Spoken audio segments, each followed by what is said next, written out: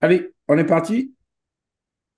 Donc, encore merci, hein, à chacun de vous d'être là depuis avant-hier. Ça fait 3 jours qu'on passe nos soirées ensemble, entre 21h et 23h. Souvent, ce n'est pas les heures où on est le plus en forme.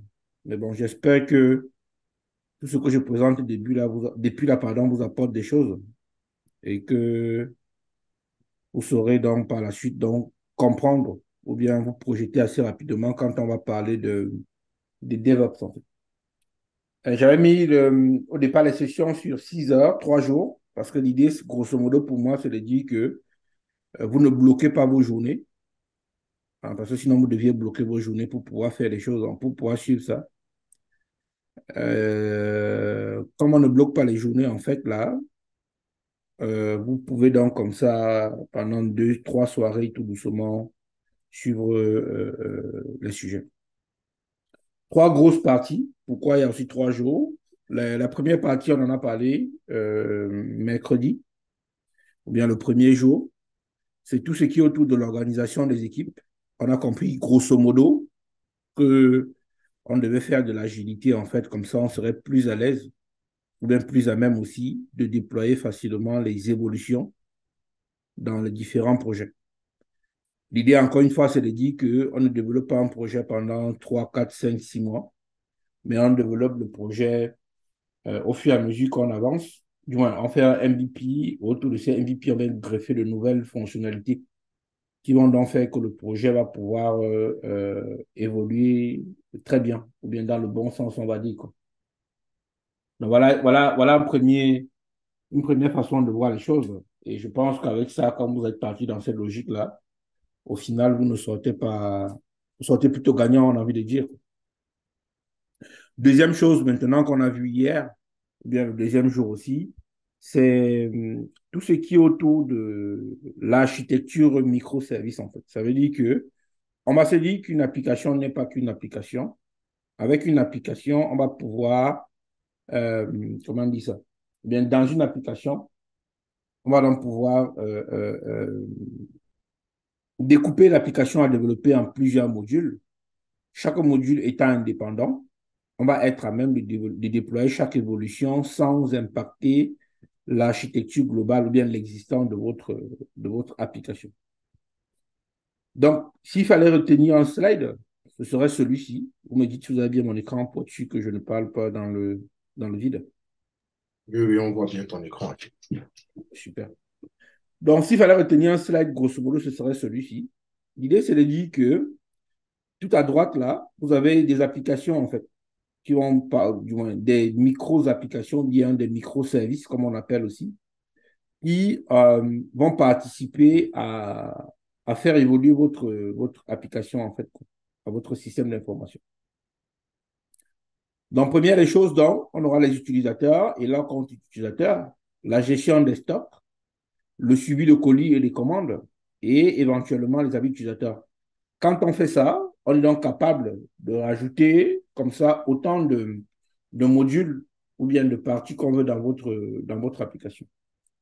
Et si vous faites ça, vous êtes plutôt bien couvert. J'aime dire, vous sortez plutôt couvert parce qu'avec ça, vous savez dire que s'il y a un nouveau bloc, vous n'avez qu'à l'intégrer dans l'architecture globale et ça n'aura pas d'impact sur l'existant, en fait. Ou bien très, très peu, en fait, ou bien ce sera un risque mesuré, on a envie de dire. Sur cette architecture, il faut se dire que quand on fait du microservice, très souvent, c'est dans les applications que vous allez embarquer les différentes configurations. Par exemple, vous devez stocker où est-ce qu'il y a la base vous voulez stocker la base de données de votre application, quoi. Vous stockez la base de données de votre application, donc vous allez donc définir des configurations dans vos différentes applications. Et là, la bonne pratique, c'est de dire que vous allez déposer ici ce qu'on appelait un serveur de configuration ou bien un config serveur. C'est sur ce config serveur, en fait, que chaque application va, du moins, c'est vers ce config serveur que chaque application va se tourner pour pouvoir récupérer les applications. Ça veut dire qu'au démarrage, l'application n'a aucune information sur elle. La seule information qu'elle a, grosso modo, c'est son nom et le lien vers lequel il faut se tourner pour avoir ces différentes configurations. Parmi les configurations, donc, l'accès à la base de données, l'accès à un service externe, c'est dans votre config serveur que vous les placez, en fait, tout simplement.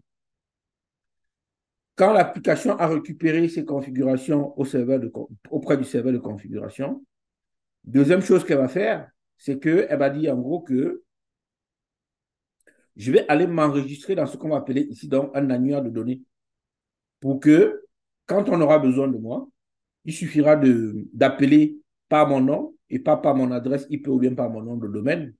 On va donc pouvoir appeler l'annuaire de service ici derrière, tout simplement.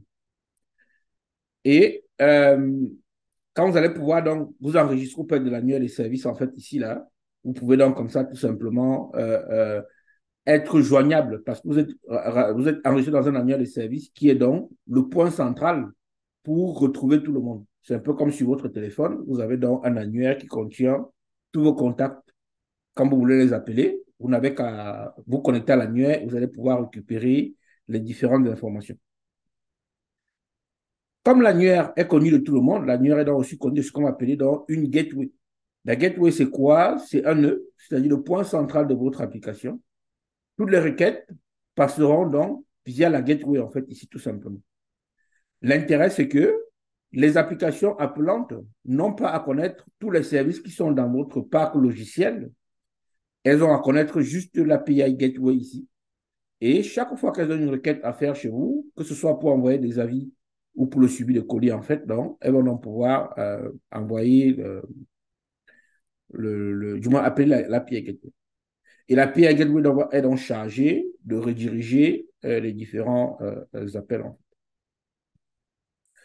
Il y a des librairies qui existent déjà pour le faire, qui ont été propulsées principalement par Netflix, que tout le monde connaît quasiment aujourd'hui, qui est une plateforme de streaming qui permet donc d'avoir des vidéos à la demande. Donc Netflix permet de très bien faire ça.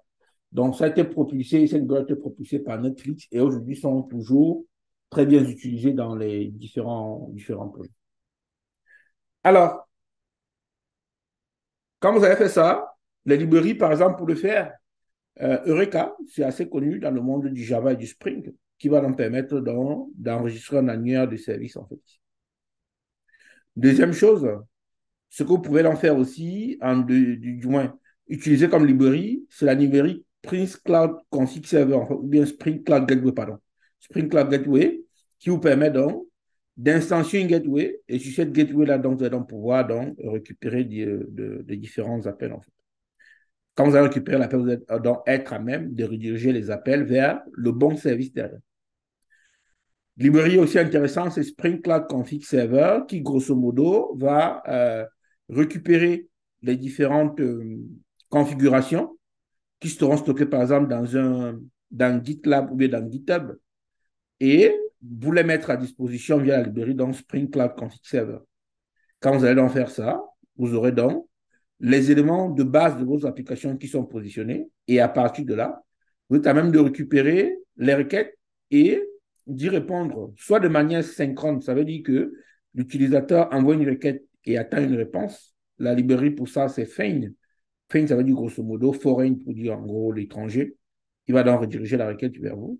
Ou alors, vous pouvez aussi utiliser RabbitMQ ou Kafka, qui est plutôt une librairie pour les communications, du moins une solution pour les communications de manière asynchrone pour le coup. Ça veut dire que vous allez pouvoir déposer des requêtes et attendre des réponses dans un temps plutôt second, quoi, j'ai envie de dire. Pour sécuriser tout ça, il y a une solution qui est très populaire aujourd'hui, qui est gratuite, qui est utilisée dans les entreprises et qui marche très bien. Ça s'appelle le Keycloak. Regardez ce que fait Keycloak en fait là, et puis ça devrait être votre boîte de sauvetage pour bien comment on dit ça, répondre aux besoins de vos utilisateurs. D'accord? Il n'y a pas de question parce que je vois j'ai vu un 4 passer là. Donc, vous vous souvenez, au départ, on parlait toujours d'une application pour gérer les avis des utilisateurs, en fait. Vous pouvez voir la même application ici sous forme de microservices. Ça, c'est une architecture orientée événement. L'idée, c'est de dire que chaque fois qu'on a une demande, on va déposer dans un bus de données ici, c'est-à-dire notre RabbitMQ, qui va donc pouvoir recevoir des événements. Par exemple, l'événement peut être d'envoyer une notification. Par exemple, un utilisateur vient sur votre application ici, qui est développée en React. Moi, je conseille aujourd'hui de partir beaucoup sur du React parce que c'est la librairie qui est la plus utilisée aujourd'hui, qui est le vent en poupe. Vue.js, c'est pas mal aussi. Et Angular aussi, qui est assez populaire, mais bon, qui perd quelques places de marché. Donc, c'est à vous de trouver votre bon équilibre dans ce trio gagnant-là aujourd'hui, quoi. La requête est envoyée dans votre gateway, comme je disais, et la gateway donc, est donc capable de rediriger la requête vers votre backend. Le backend, donc, c'est lui qui récupère le texte qui a été saisi par l'utilisateur dans le formulaire initial qu'on avait et va enregistrer le message dans la base de données. Une fois que le message est enregistré dans la base de données, euh, vous allez donc pouvoir donc dire ici que vous avez votre MQP ici qui vous permet tout simplement, le protocole bien sûr, hein, de déposer le message dans la file RabbitMQ. Donc, l'utilisateur a récupéré un message, du moins a déposé son avis, voilà. Vous allez donc pouvoir dire ici dans le RabbitMQ en gros que vous allez déposer le message dans la file en fait ici.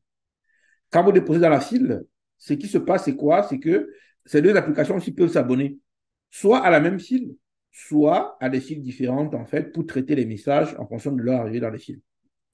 Par exemple, vous allez déposer un message ici pour dire en gros qu'un utilisateur a déposé un avis.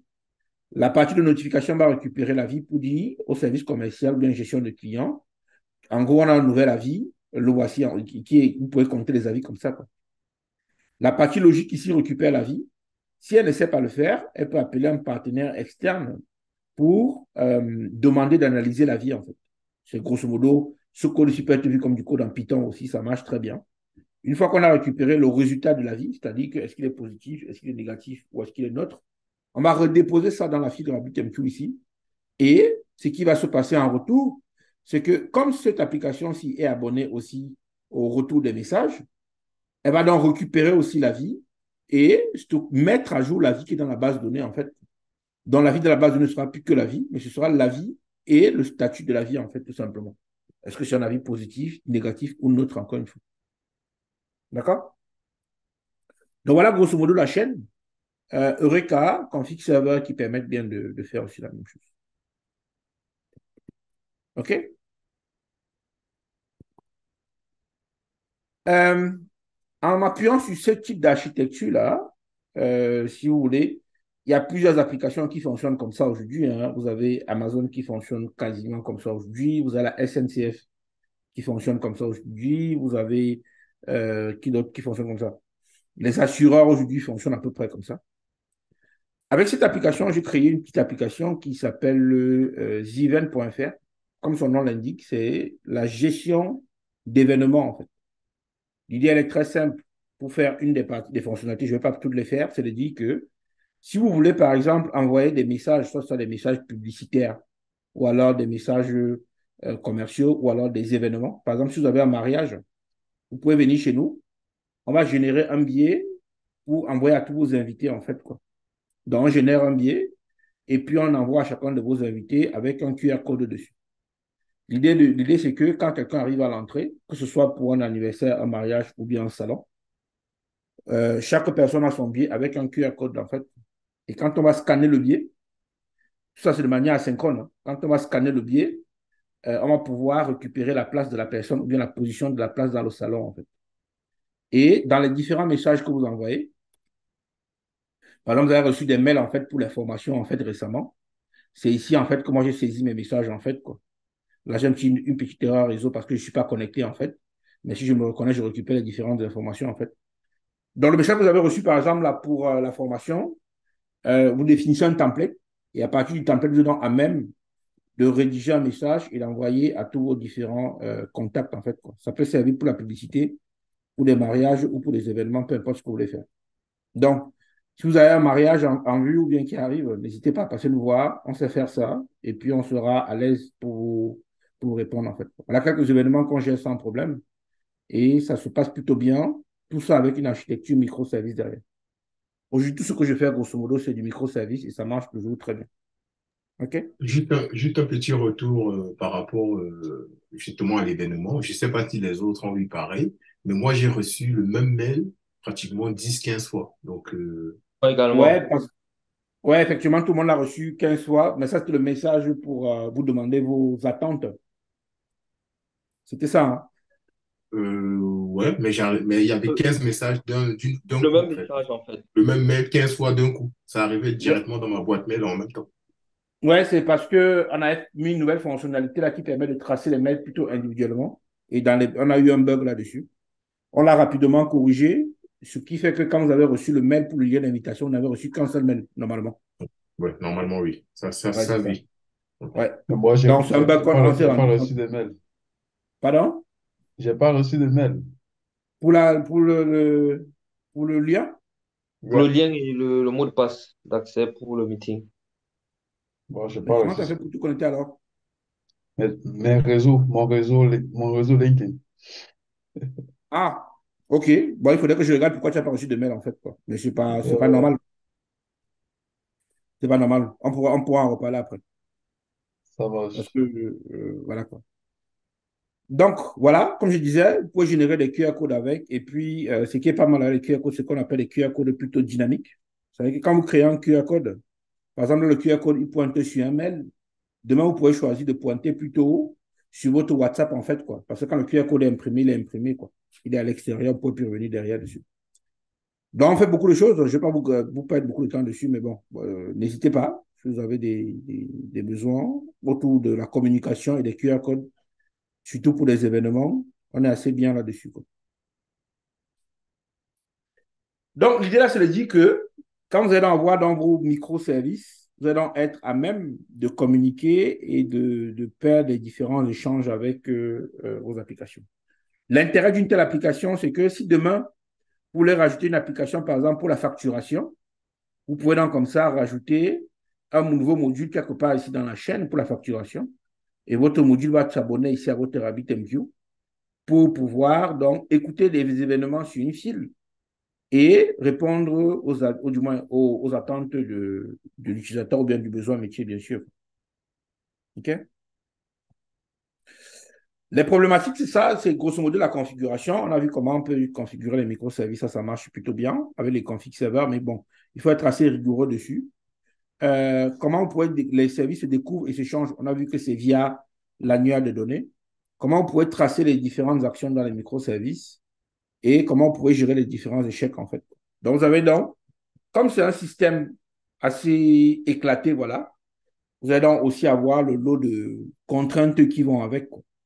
Et ça, il faut être à même de gérer et de répondre, en fait, à ces différentes contraintes. Je vous passe les éléments sur le config server. L'idée, c'est de dire aussi que les données viennent grosso modo d'un répertoire Git, en fait, et puis ça marche plutôt bien, en fait, quoi. Principalement, c'est du Git. Vous pouvez utiliser du Volt aussi pour toutes les informations sensibles. Vous pouvez aussi utiliser Consul aussi.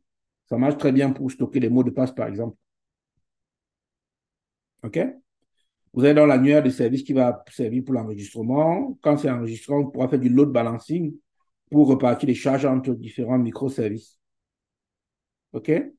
Votre gateway, c'est le point d'entrée, c'est-à-dire le point le plus avancé et le point à protéger au maximum pour que chaque fois qu'un utilisateur veut vous contacter, qu'il puisse le faire.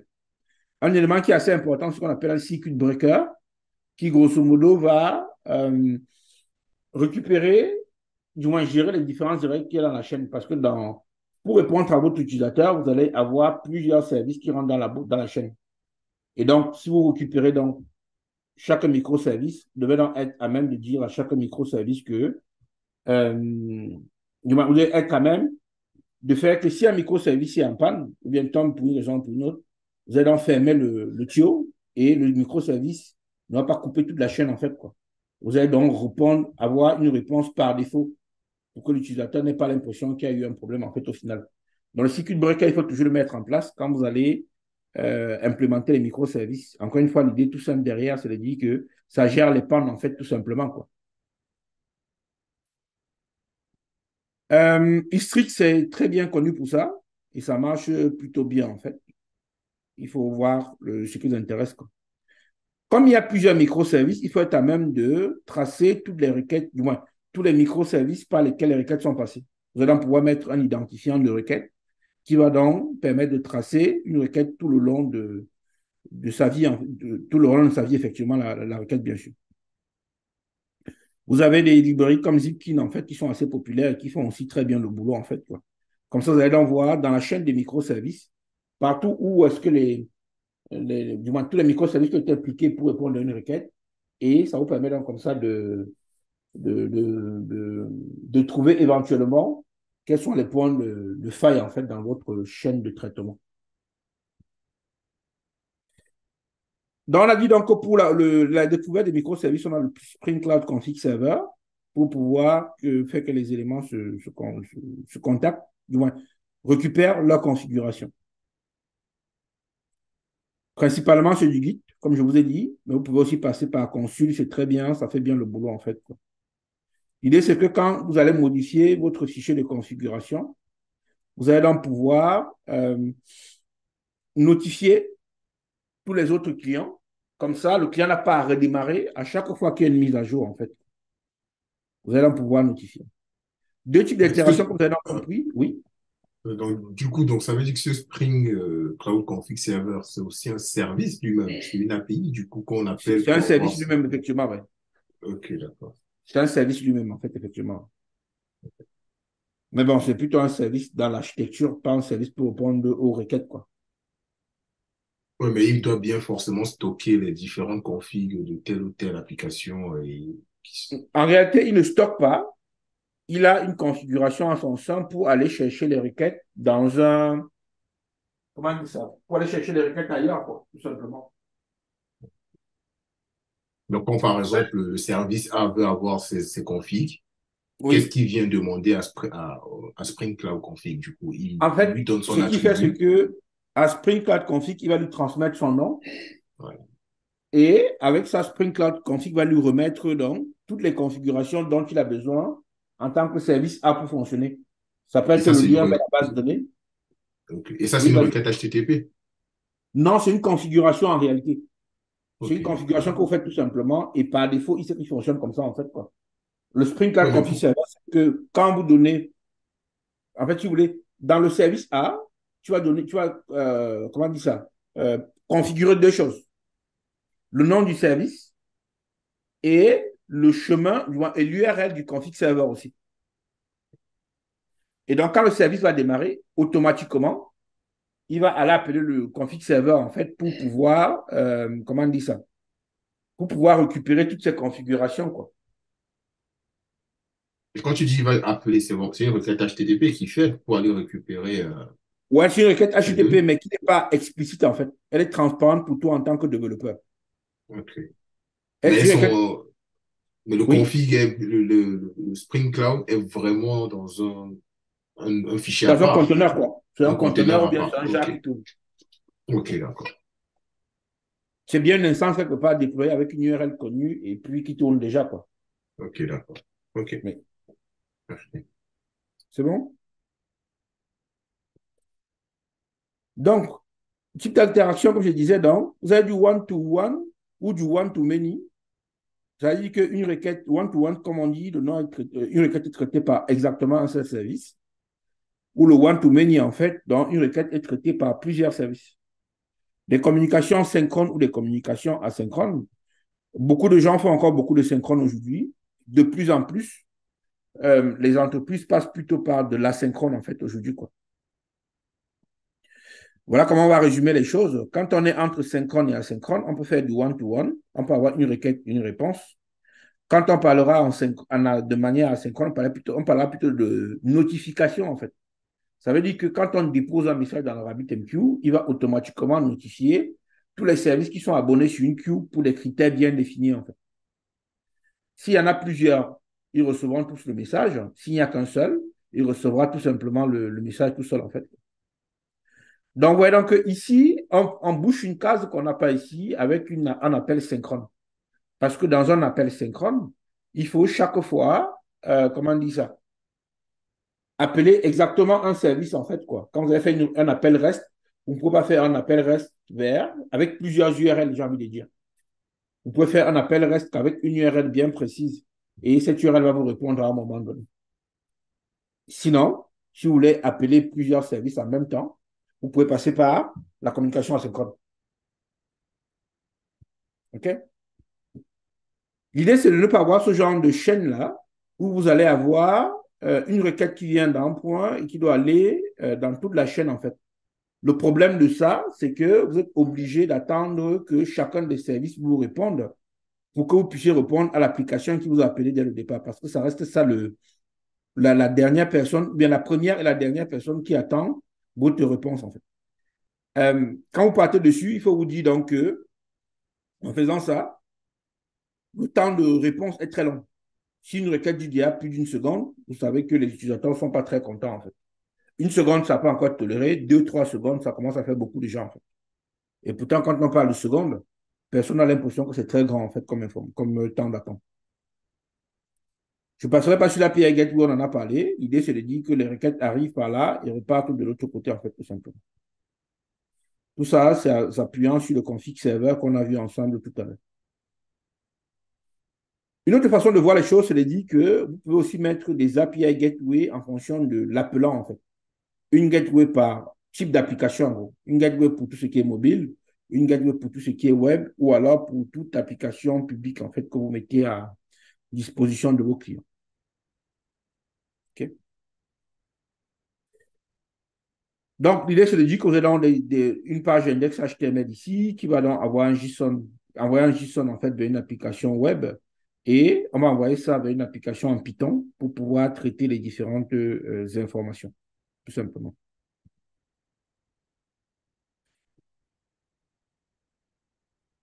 Si vous êtes arrivé jusque-là, ça veut dire que vous avez à peu près récupéré ce qu'on a dit hier. Rien de bien compliqué, en fait. Autre chose qui est très importante, comme vous l'avez compris, donc, le système de contrôle de version est très important. Il faut mettre ça au centre des débats, en fait. Dit qu'on met ça au centre des débats, ça veut dire tout simplement que tout le monde qui travaille doit déployer son code sur un serveur qui permet de versionner votre code. Le serveur va donc héberger du GitLab qui vous pouvez avoir gratuitement dans votre entreprise, ou alors du GitHub. Si vous bossez seul sur votre projet qui n'a pas des informations critiques, vous pouvez mettre ça sur Internet. D'ailleurs, je pense que ce soir ou demain, là, il y a une vidéo qui va arriver qui parle de Git, en fait, sur la chaîne, en fait. Tout le monde, donc, peut donc déployer son code, et donc la source de vérité reste dans votre serveur, tout simplement. Vous allez donc comme ça pouvoir suivre les évolutions des fichiers sur votre serveur et pouvoir revenir éventuellement en arrière si vous en avez besoin. OK?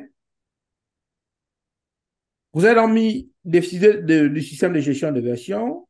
Vous avez dit que tout votre code, vous le codez en local. Vous allez donc pouvoir l'envoyer sur GitHub ou bien votre GitLab, en fait, sans problème. Deuxième chose qu'il faut donc faire, c'est que il faut préparer vos différents environnements pour qu'ils soient prêts pour recevoir les différents livrables que vous avez à déployer. Donc, vos différents environnements doivent être prêts pour pouvoir recevoir les différents livrables que vous avez à déployer. Deux façons de faire les choses. Je vais parler d'infrastructure as code. Soit vous allez voir un hébergeur, je prends n'importe qui, Newton Service par exemple, qui est très bien connu, qui fait ça. DTR, c'est une boîte aussi qui fait aussi très bien les choses. Vous allez voir, vous leur dites, nous, on est des hébergeurs, du moins, nous, on a une autre application, on aimerait que vous nous donnez des éléments pour l'héberger. Les gars de chez Newton Service ou bien DTR, en fait, ce qu'ils vont faire, c'est qu'ils vont vous dire, nous, on a telle offre. Ils vont vous donner le planning, la liste des offres qu'ils ont. Ils vont pouvoir donc acheter chez eux une VM, ce qu'on appelle une machine virtuelle, en fait, ou bien une virtual machine, en fait, en VM. En fait. Soit vous achetez un serveur, soit vous achetez une VM, en fait, tout simplement. Ou dans la grille de prix, vous récupérez la VM chez vous. Question donc, c'est de dire, comment est-ce qu'ils ont fait pour créer la VM, en fait, chez eux?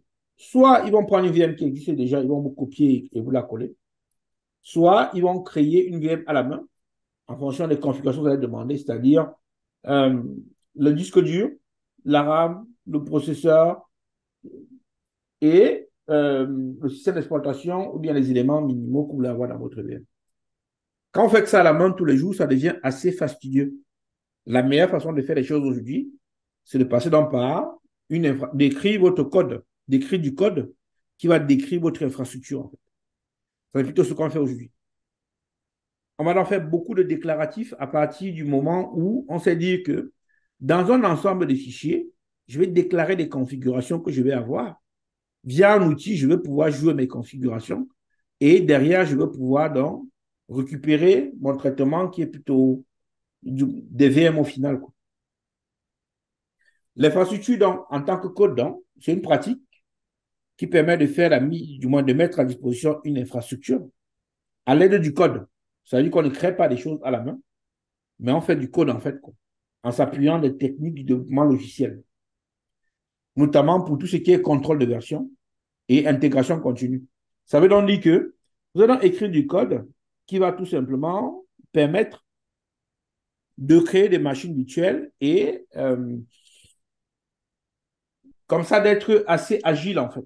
Pourquoi agile? Parce que si demain quelqu'un vous demande une version de Debian et qu'une autre personne vous demande une autre version de Debian, vous devez donc être comme ça à même de répondre aux besoins sans véritable problème en fait. Les scripts sont utilisés pour mettre à disposition des machines virtuelles, c'est-à-dire ce qu'on appelle des VM en fait, tout simplement. Vous pouvez aussi donc avoir des images, comme on verra pour tout ce qui est Docker en fait, quoi, tout simplement. Je vous présente un outil, encore un peu de code vite fait. Encore une fois, c'est de la littérature, hein. C'est pour que vous compreniez un peu comment ça marche. Une chose que je vais vous présenter d'abord ici, je vais vous présenter deux, hein. Le plus connu, du moins, un des plus connus d'ailleurs, c'est Vagrant. Donc, Vagrant, en fait, va vous dire que vous allez pouvoir dire avec Vagrant que vous allez créer des templates pour pouvoir créer vous allez créer des templates, voilà, pour pouvoir instancier des VM, en fait. Je vous montre rapidement comment ça marche.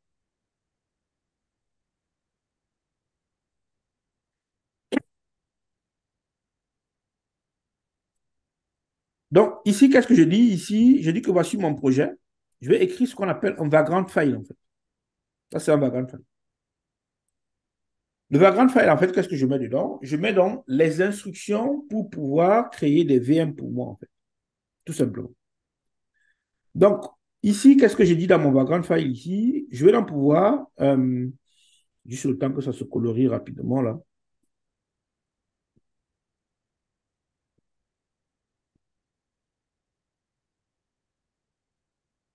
Excusez-vous, messieurs. Voilà. On a occupé la coloration. Je vais donc pouvoir créer un fichier que je vais appeler un Vagrant file, qui est la version, je dis ici la version du Vagrant file, c'est la version 2, tout simplement. Ici, je dis que je veux que mon Vagrant file m'instancie ce qu'on appelle des box. On appelle des box tout simplement. Vous allez en récupérer une sorte d'élément de base pour créer votre image. En fait. La box ici, grosso modo, ça va vous générer de l'Ubuntu, une VM avec un Ubuntu 22.04. La box ici, donc, va vous donner une version de box, en fait, tout simplement. Si vous voulez mettre des clés SSH dans votre VM pour les générer et puis les embarquer sous forme de fichiers comme ça. Ici, je dis, moi, je vais générer un cluster, c'est-à-dire un cluster, tout simplement, c'est un ensemble de machines. Je vais donner, ma première machine, je vais l'appeler H44 admin, qui va donc pouvoir me permettre d'administrer toutes mes machines, en fait. Deuxième chose, je vais donc préciser l'IP de la machine H44, le nombre de CPU, l'espace mémoire. Je vais pouvoir aussi définir des ports pour pouvoir avoir mes différents ports. HTTP pour le protocole, HTTPS, SSH. Deuxième chose que je vais faire ici, je vais pouvoir définir ce qu'on appelle des provisionneurs. Ça veut dire quoi? Ça veut dire que quand tu crées ma VM, il faut faire des choses dedans. Provisionneur ici, par exemple, c'est file, comme son nom s'indique, c'est de dire que moi, je veux que tu me copies mon répertoire tools ici, setup qui est celui-ci, là, dans le répertoire TMP de la VM, en fait. Je veux que, en termes de shell, ce que tu fais, c'est quoi? Tu me supprimes le répertoire qui existait déjà dans une éventuelle VM et tu me déplaces le TMP qu'on a copié ici dans OPT, en fait. Parce que moi, j'ai dit que tous les codes sources pour traiter mon application, c'est dans OPT que je vais le faire. Vous pouvez faire autant de choses, hein. Vous pouvez dire que quand on instancie la VM, ce qu'on va faire, par exemple, ici, qu'on va installer Ansible ici. Je parle d'Ansible juste après. Je veux dire ici que je peux faire un apt update parce que sinon, il faudra se connecter chacune des VM pour faire l'apt update, en fait, quoi. Comme ça, il met à jour différentes sources. Vous pouvez choisir d'installer aussi plusieurs utilitaires, en fait, j'appelle ça comme ça, dans votre projet. Donc, voilà comment je dis que je veux qu'il me configure une première VM que j'ai appelée H44 VM. Deuxième chose, je dis ici que je veux avoir un H44 proxy qui permet donc d'avoir la proxification, qui permet donc de proxifier les différentes URL, en fait. Même chose, je donne une adresse IP différente et voilà ce que je veux faire. Ça, c'est mon H44 proxy. Je peux avoir un H44 share, en fait, qui va contenir des éléments plutôt partagés, en fait. Je peux avoir une H44 Nexus qui va contenir notre Nexus, comme on a parlé au début, qui permet de stocker votre code. Je parlerai de GitLab et de GitLab Runner par la suite, grosso modo, qui permet de déployer votre code, en fait, bien de construire et de déployer votre code. Ça, c'est la partie CI, CD des choses, tout simplement. Pour que vous compreniez grosso modo ce qu'on veut obtenir, au final, je vous montre cette petite image-là.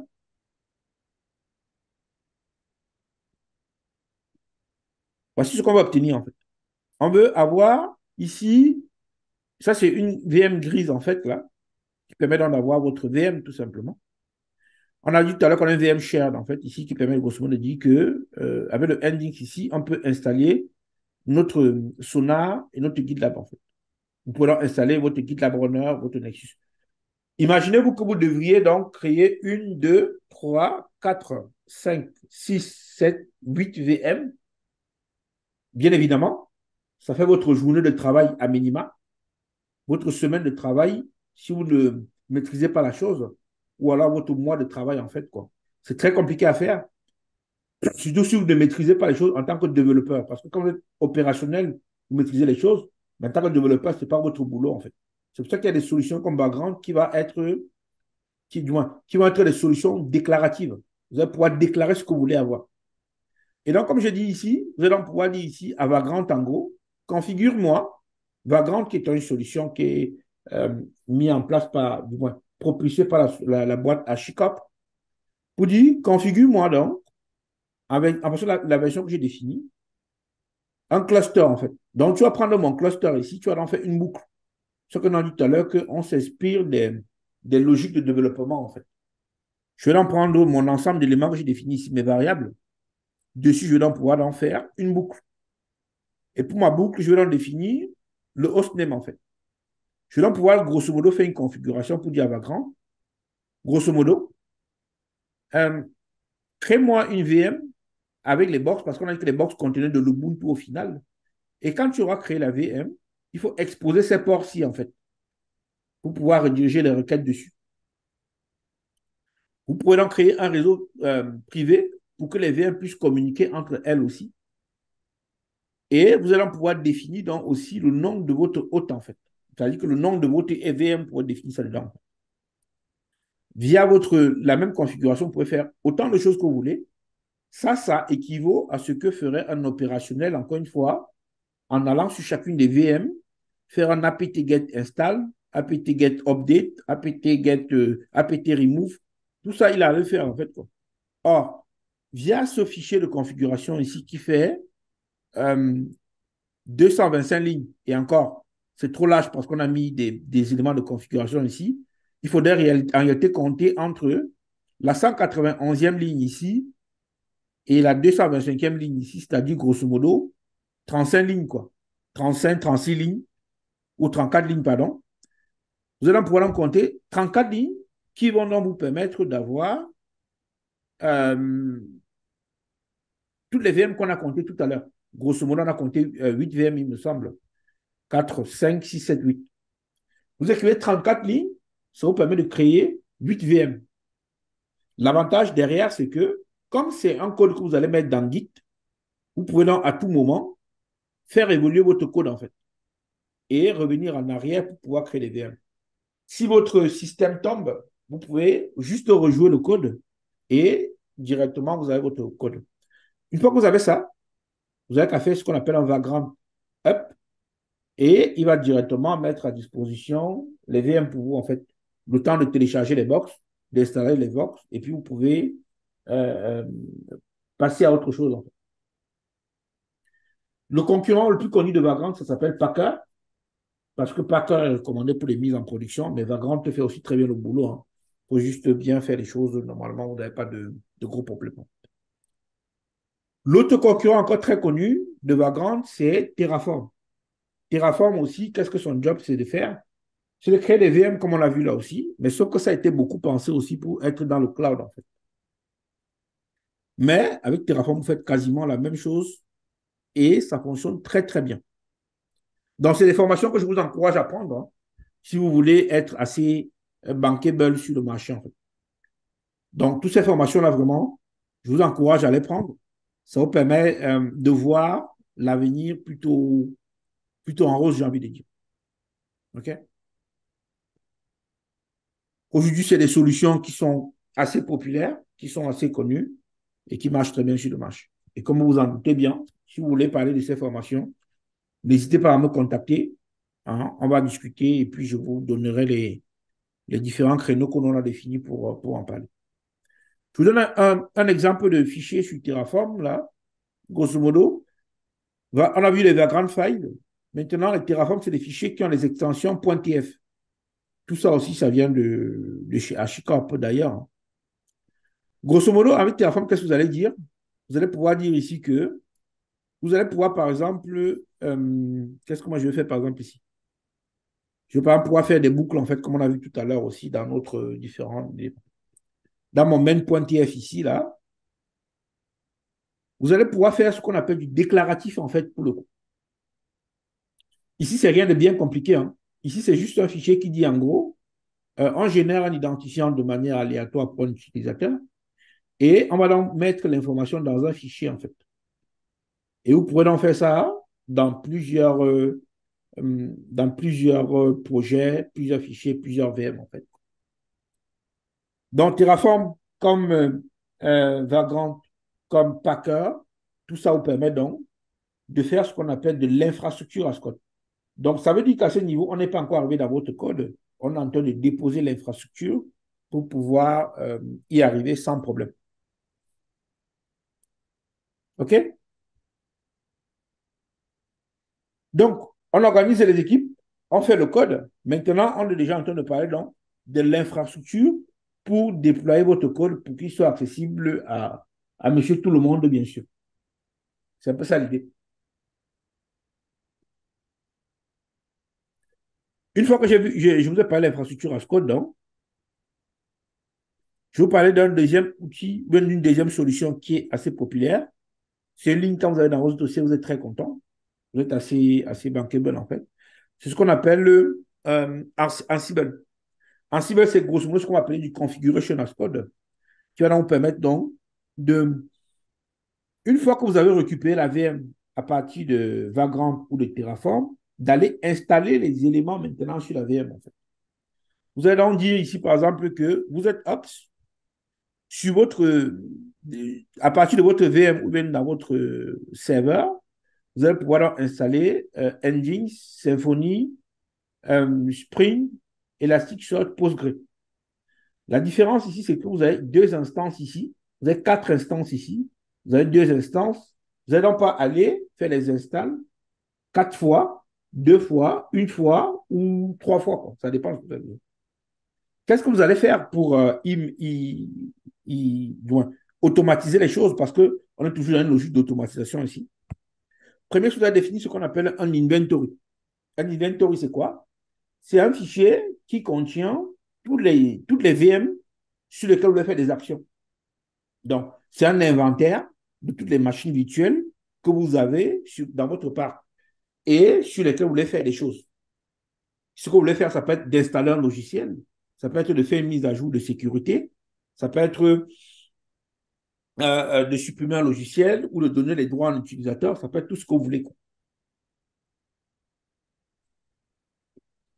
Donc, quand j'ai dit deux ici, en fait, deux, c'est les VM. Hein. Quatre ici, c'est les VM, bien sûr.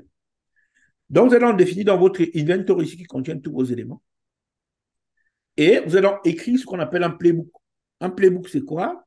C'est l'ensemble des instructions que vous voulez exécuter sur l'inventory. D'accord? Donc, vous avez donc votre, comment on dit ça? Vous avez votre inventory qui contient l'ensemble des VM et votre playbook donc, qui contient donc comment on dit ça? Votre playbook qui contient donc toutes les actions que vous voulez faire dans les VM, sur les VM, en fait. Ensuite, maintenant, on va vous permettre donc de faciliter aussi le déploiement des applications sur les différents serveurs, d'orchestrer des applications. Vous allez choisir un ordre dans lequel les applications peuvent être déployées. Et vous allez pouvoir donc, comme ça faire ça pour tous vos différents environnements. Parce que si vous avez fait ça pour un environnement de test, vous pouvez faire la même chose en recette ou en production. Comment ça fonctionne? Vous allez pouvoir dire ici, première des choses, moi je suis un administrateur, j'ai mon ordinateur sous la main. Je vais pouvoir vérifier que sur les machines sur lesquelles je vais faire des actions, il y a Python installé.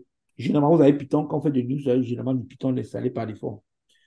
Donc, le seul prérequis pour que Ansible puisse fonctionner, c'est que sur la machine distante, vous ayez Python d'installer.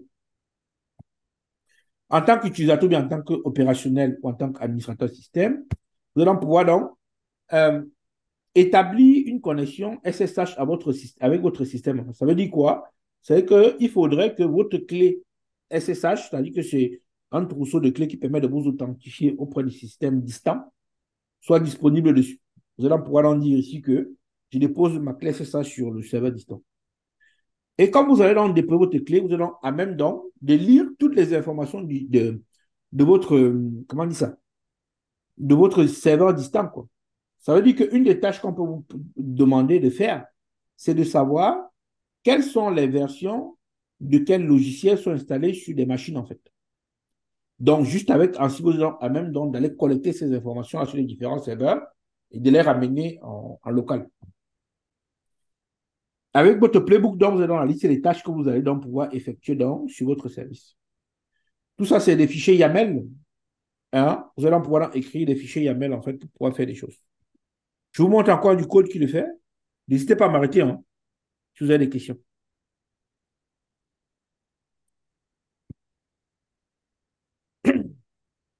Donc, une fois que vous avez donc défini que vous voulez donc faire ce genre de configuration, dans première étape, c'est ce qu'on appelle de l'infrastructure as code pour pouvoir donc définir vos différentes VM et les différentes actions que vous voulez faire dans vos différentes VM. Deuxième chose, donc, vous pouvez donc ici, comme on l'a dit tout à l'heure, on copiait les tools ici. Vous verrez donc ici, moi j'ai dans ce que j'appelais mon inventory. Mon inventory, c'est quoi? L'ensemble des machines sur lesquelles je veux faire des actions. Donc, vous vous souvenez des adresses 111, 112, 113 qu'on avait vues dans le background file pour créer votre environnement. Donc, je vais donc dire ici que j'ai une machine qui s'appelle H44 Proxy. Encore une fois, pour que vous vous rappeliez de quoi je parle. Mon proxy, c'est où toutes les requêtes vont atterrir, en fait, qui est, grosso modo, quelque part ici, en fait, quoi, avant d'arriver sur ma VM share. Vous avez votre proxy ici, qui va rediriger les requêtes derrière. Donc, vous avez votre proxy. Deuxième chose, donc, ce qui est important pour vous ici, c'est de définir où est-ce que vous avez votre clé. Parce qu'on a dit, c'est avec des clés que vous pouvez vous authentifier auprès du système distant pour pouvoir communiquer et faire des actions sur le serveur. Donc, voilà mon host que j'ai défini. Tous mes autres sont là. Vous pouvez regrouper les autres par catégorie ou bien par fonctionnalité. Ça, on verra aussi par la suite. Et donc, dans votre inventory, vous allez écrire des playbooks. Par exemple, moi, je vais écrire un playbook qui va leur permettre d'installer GitLab. Le GitLab Playbook, il est là. Rien de bien configuré, bien compliqué. C'est du YAML, en fait. Comme vous êtes développeur, le YAML ne vous fait pas peur, vous connaissez. C'est les ops, souvent, pour eux, c'est un peu plus compliqué parce que ce n'est pas les choses qu'ils maîtrisent tout le temps. Ici, j'ai dit que je vais configurer Vim, par exemple, sur le YAML. Mon nom n'est pas très courant ici. Mais en gros, ce que je fais ici, je copie mes fichiers, tout simplement, et j'exécute donc un Docker Compose en VDA sur Docker après par la suite qui permet donc de déployer votre application. Je définis une variable globale qui est mon home. Et puis, je lui dis donc ici, moi, je veux que tu instancies. Comme tu as ma variable home ici, donc, tu peux faire un Docker Compose pour installer GitLab, en fait. Quoi. Du moins, j'arrête d'abord le GitLab s'il existe, je supprime et je fais un up ici qui est le plus important pour moi ici, qui est d'installer. Ce qui est bien là, c'est que le code qui est là, c'est du code réutilisable parce que je vais le versionner à tous les coups. Ce qui est bien aussi là, c'est que plusieurs personnes peuvent intervenir sur le code. Autre chose qui est très bien, c'est que vous n'allez pas oublier la commande que vous avez faite avant. vous allez toujours revenir lire la même commande et vous comprendrez ce qui a été fait tout simplement. Parce que vous avez pu copier. La même chose pour installer un Nginx, en fait, par exemple, ici.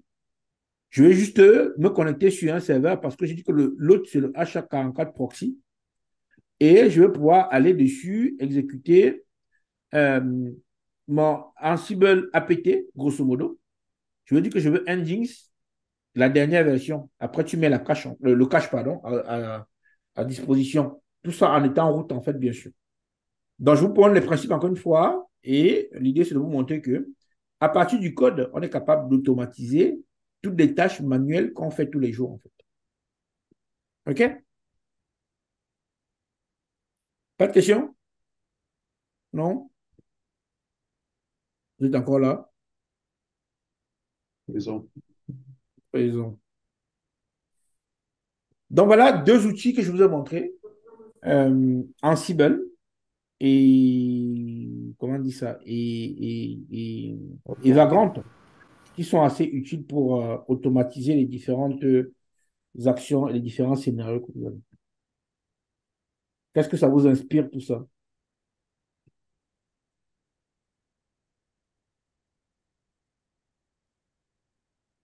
Est-ce que ça vous motive à vous lancer dessus? Oui, c'est très motivant. Pour moi, surtout, parce que je n'ai pas encore eu un aperçu sur Vagrant et Ansible, quoi. Ouais. Ou c'est Terraform. C'est assez C'est- intéressant. ouais. En tout cas, c'est des compétences que je vous encourage vraiment à regarder parce que quand vous les avez sur votre CV, voilà, vous êtes top, quoi. Déjà, vous allez faire la concurrence aux ops, ou bien les ops vont être meilleurs, pour ceux qui sont des ops, ils vont être meilleurs, et ils vont donc conférer comme ça leur poste. L'idée, c'est de dire en gros qu'on ne perd rien, on automatise tout, comme j'ai dit depuis hier, et comme on s'est automatisé, on sait corriger facilement, en fait, et revenir vers les éventuelles difficultés en fait, on pose. Toujours pas de questions? Non? Non, non, non, moi je n'ai pas de questions, mais Mm. j'ai vraiment aimé la dernière partie de Vagrant et c'est Terraform. Oui. Mm. Je Oui, pense que c'est... c'était vraiment très intéressant.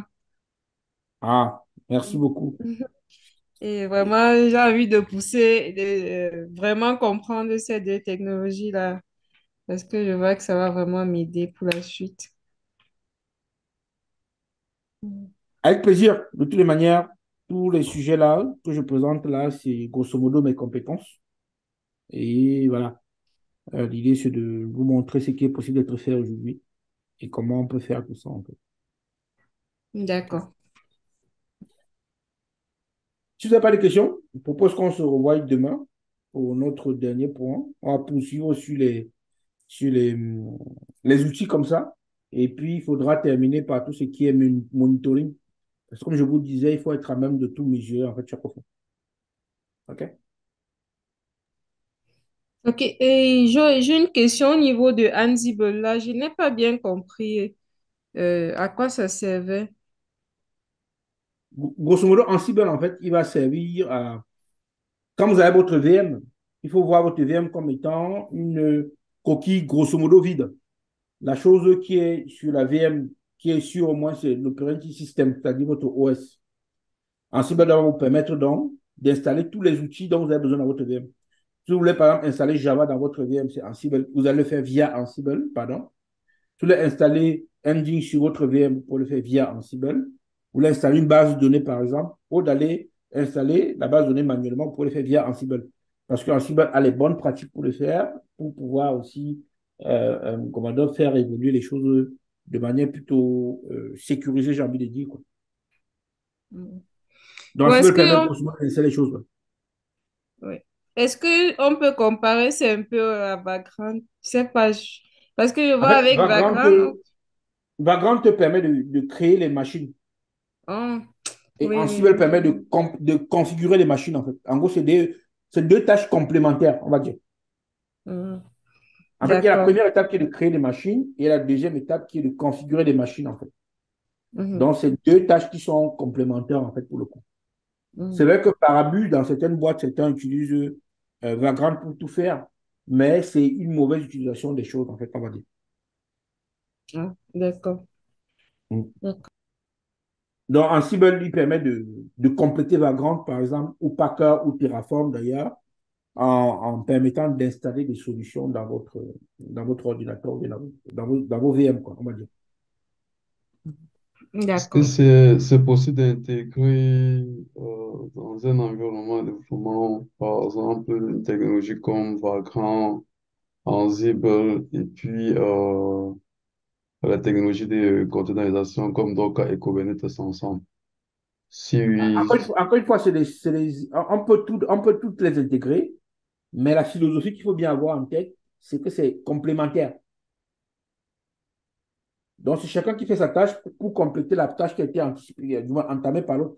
Par exemple, on ne peut pas configurer une VM si on ne l'a pas créée. ça c'est Donc, clair. Mhm. Ansible ne nous servira à rien si Vagrant n'a pas fait son boulot, quoi. Justement, oui, hein. Donc, Ansible va donc compléter Vagrant en permettant d'installer d'installer les outils, bien les logiciels dans la VM, quoi. De même, on ne peut pas déployer une application sans avoir installé Docker d'abord dessus. Donc, Docker, comme on le verra demain, qui permet de déployer les livrables, ne peut être utilisé que quand Ansible est passé en amont et À qu'il a l'esclave. installé Mhm. Docker, en fait. C'est logique. Ouais. Donc, c'est comme ça que je vois les choses. C'est une chaîne. C'est pour ça que je parle beaucoup de complémentarité, en fait. Mais quand on fait du code pour le faire, c'est mieux, c'est maintenable et puis on peut suivre les évolutions sans problème. Ah, c'est bon. C'est plus clair.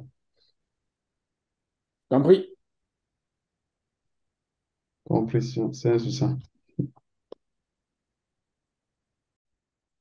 Comme vous avez le Git, il faut vous dire que votre Git ne vous sert pas uniquement pour tout ce qui est code en soi, quoi. On a parlé de DevOps. On sait que les développeurs sont ceux qui utilisent le plus Git. Aujourd'hui, même pour votre infrastructure, vous allez écrire du code que vous allez pouvoir versionner, en fait. C'est pour ça qu'on parle d'infrastructure as code. L'idée, comme l'indique les trois fichiers ici, c'est de dire que vous allez écrire du code que quand vous allez exécuter, vous allez donc pouvoir, comment on dit ça, mettre en place des différentes machines. Une fois que vous avez donc écrit ce code-là, vous allez donc comme ça être à même d'avoir plutôt un fonctionnement plutôt dynamique. Pourquoi dynamique? Parce que vous n'aurez pas besoin de vous connecter manuellement sur chacun des serveurs pour pouvoir faire les actions, mais il faudra avoir un code qui va se connecter sur tous les serveurs pour faire des actions. Ce matin, j'avais encore un collègue qui disait qu'il voulait faire des mises à jour de Java sur des serveurs. Il a commencé à le faire à la main sur 5 serveurs, sauf qu'il n'avait pas la liste de tous les serveurs. À un moment donné, il est venu lui dire en fait que sache que il y a à peu près comme ça une trentaine de serveurs sur lesquels tu vas faire des mises à jour, en fait. Et donc, rapidement, il se rend compte que ce n'est pas la bonne direction qu'il avait pris, d'aller faire les choses à la main.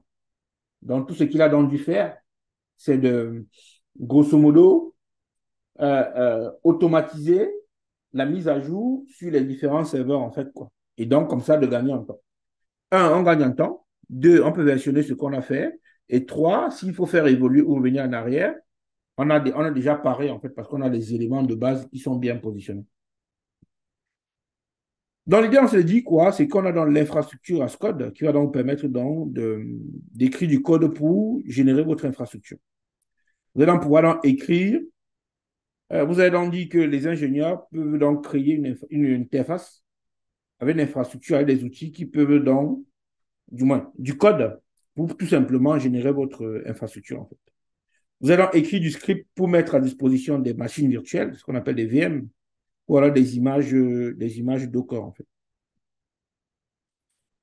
Je vous montre rapidement, pour ceux qui n'étaient pas là hier, Vagrant, qui est une solution qui le fait très bien. Je vous montre VS Code, hein, si j'arrive à la voir. Je ne vais pas aller sur Internet, je vais rester en local. Dans les outils pour l'infrastructure as code, en fait, là, les plus connus, il y a Vagrant, en fait, qui permet en gros de générer des machines virtuelles, en fait, pour vous, en fait. Et donc, en général, les machines virtuelles, vous pouvez donc comme ça avoir une infra à partir d'un code, ce qui fait que c'est assez réplicable et que tout le monde peut reproduire facilement. Parce que une des frustrations qu'on a souvent, c'est que quand l'administrateur système n'est pas disponible, on est obligé d'attendre pour avoir à disposition des machines, en fait. Alors, si vous êtes développeur et que vous avez un peu de logique, vous allez faire du déclaratif pour avoir du code. Et quand vous avez dans votre code, donc, vous pouvez donc en profiter pour mettre à disposition du moins, votre environnement et avancer sereinement, en fait. Donc, voici, grosso modo, si ça s'ouvre, où est-ce qu'il est parti? Je vais tout fermer, ce sera plus simple ici pour moi.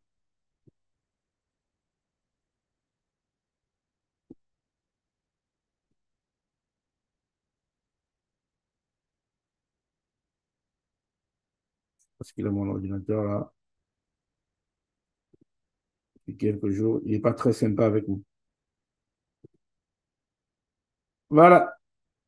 Voici donc ce qu'on va appeler un fichier de configuration. Il s'appelle Vagrant File pour dire en gros qu'on va utiliser un outil qui s'appelle Vagrant en fait. Qu'est-ce que mon Vagrant File fait? Il va me permettre de déclarer en gros que j'ai besoin d'avoir des machines virtuelles. Et quand vous voulez des machines virtuelles, en fait, Vagrant va donc pouvoir répondre à votre besoin parce que vous allez faire du déclaratif quand vous faites du Vagrant en fait. Ici, grosso modo, je déclare que je veux une VM que je vais appeler H44 admin, une VM que je vais appeler H44 proxy, une VM que je vais appeler Nexus pour stocker du Nexus, on reviendra dessus derrière, ou alors une VM que je vais appeler GitLab Runner. Et qu'est-ce que je vais faire ici? Je vais, à partir d'une boucle, parce que comme on est des bons développeurs, on sait bien faire des boucles. On va donc, à partir d'une boucle ici, vas-y doucement, hein,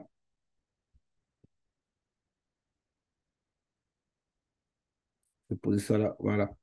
À partir d'une boucle ici, là, je vais pouvoir dire que je vais définir des hôtes, en fait. Pour chaque hôte, je vais donc utiliser ce qu'on appelle une box, c'est-à-dire quoi? C'est une image publique qui est déposée par la communauté ou bien les équipes derrière Vagrant pour pouvoir créer votre VM, en fait, tout simplement.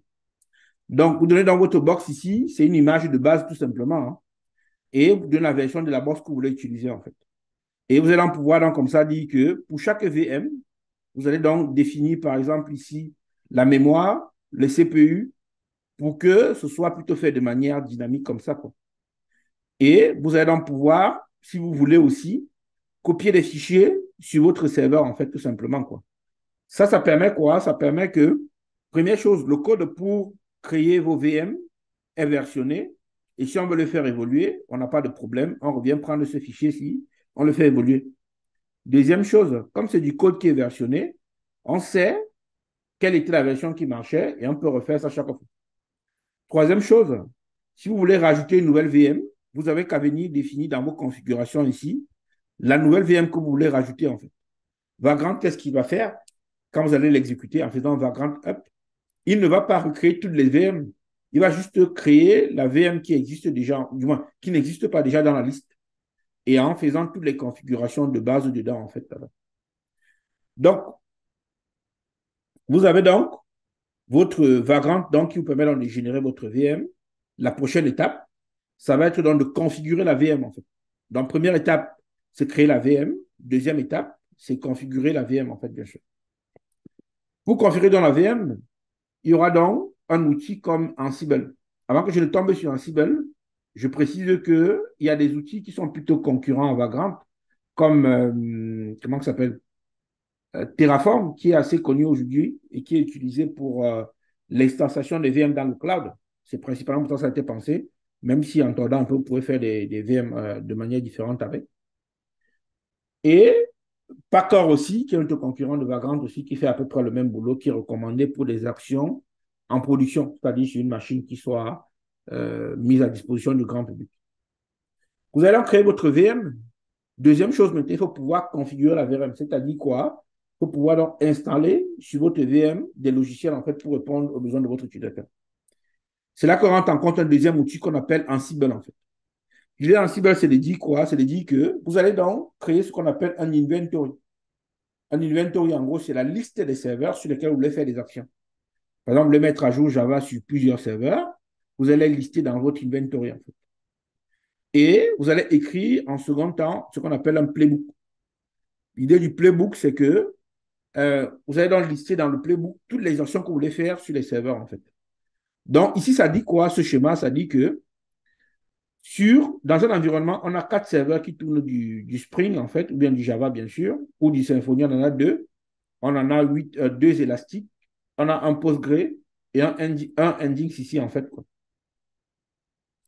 Donc, on allait faire ça sur chacun des à peu près 10 serveurs, là.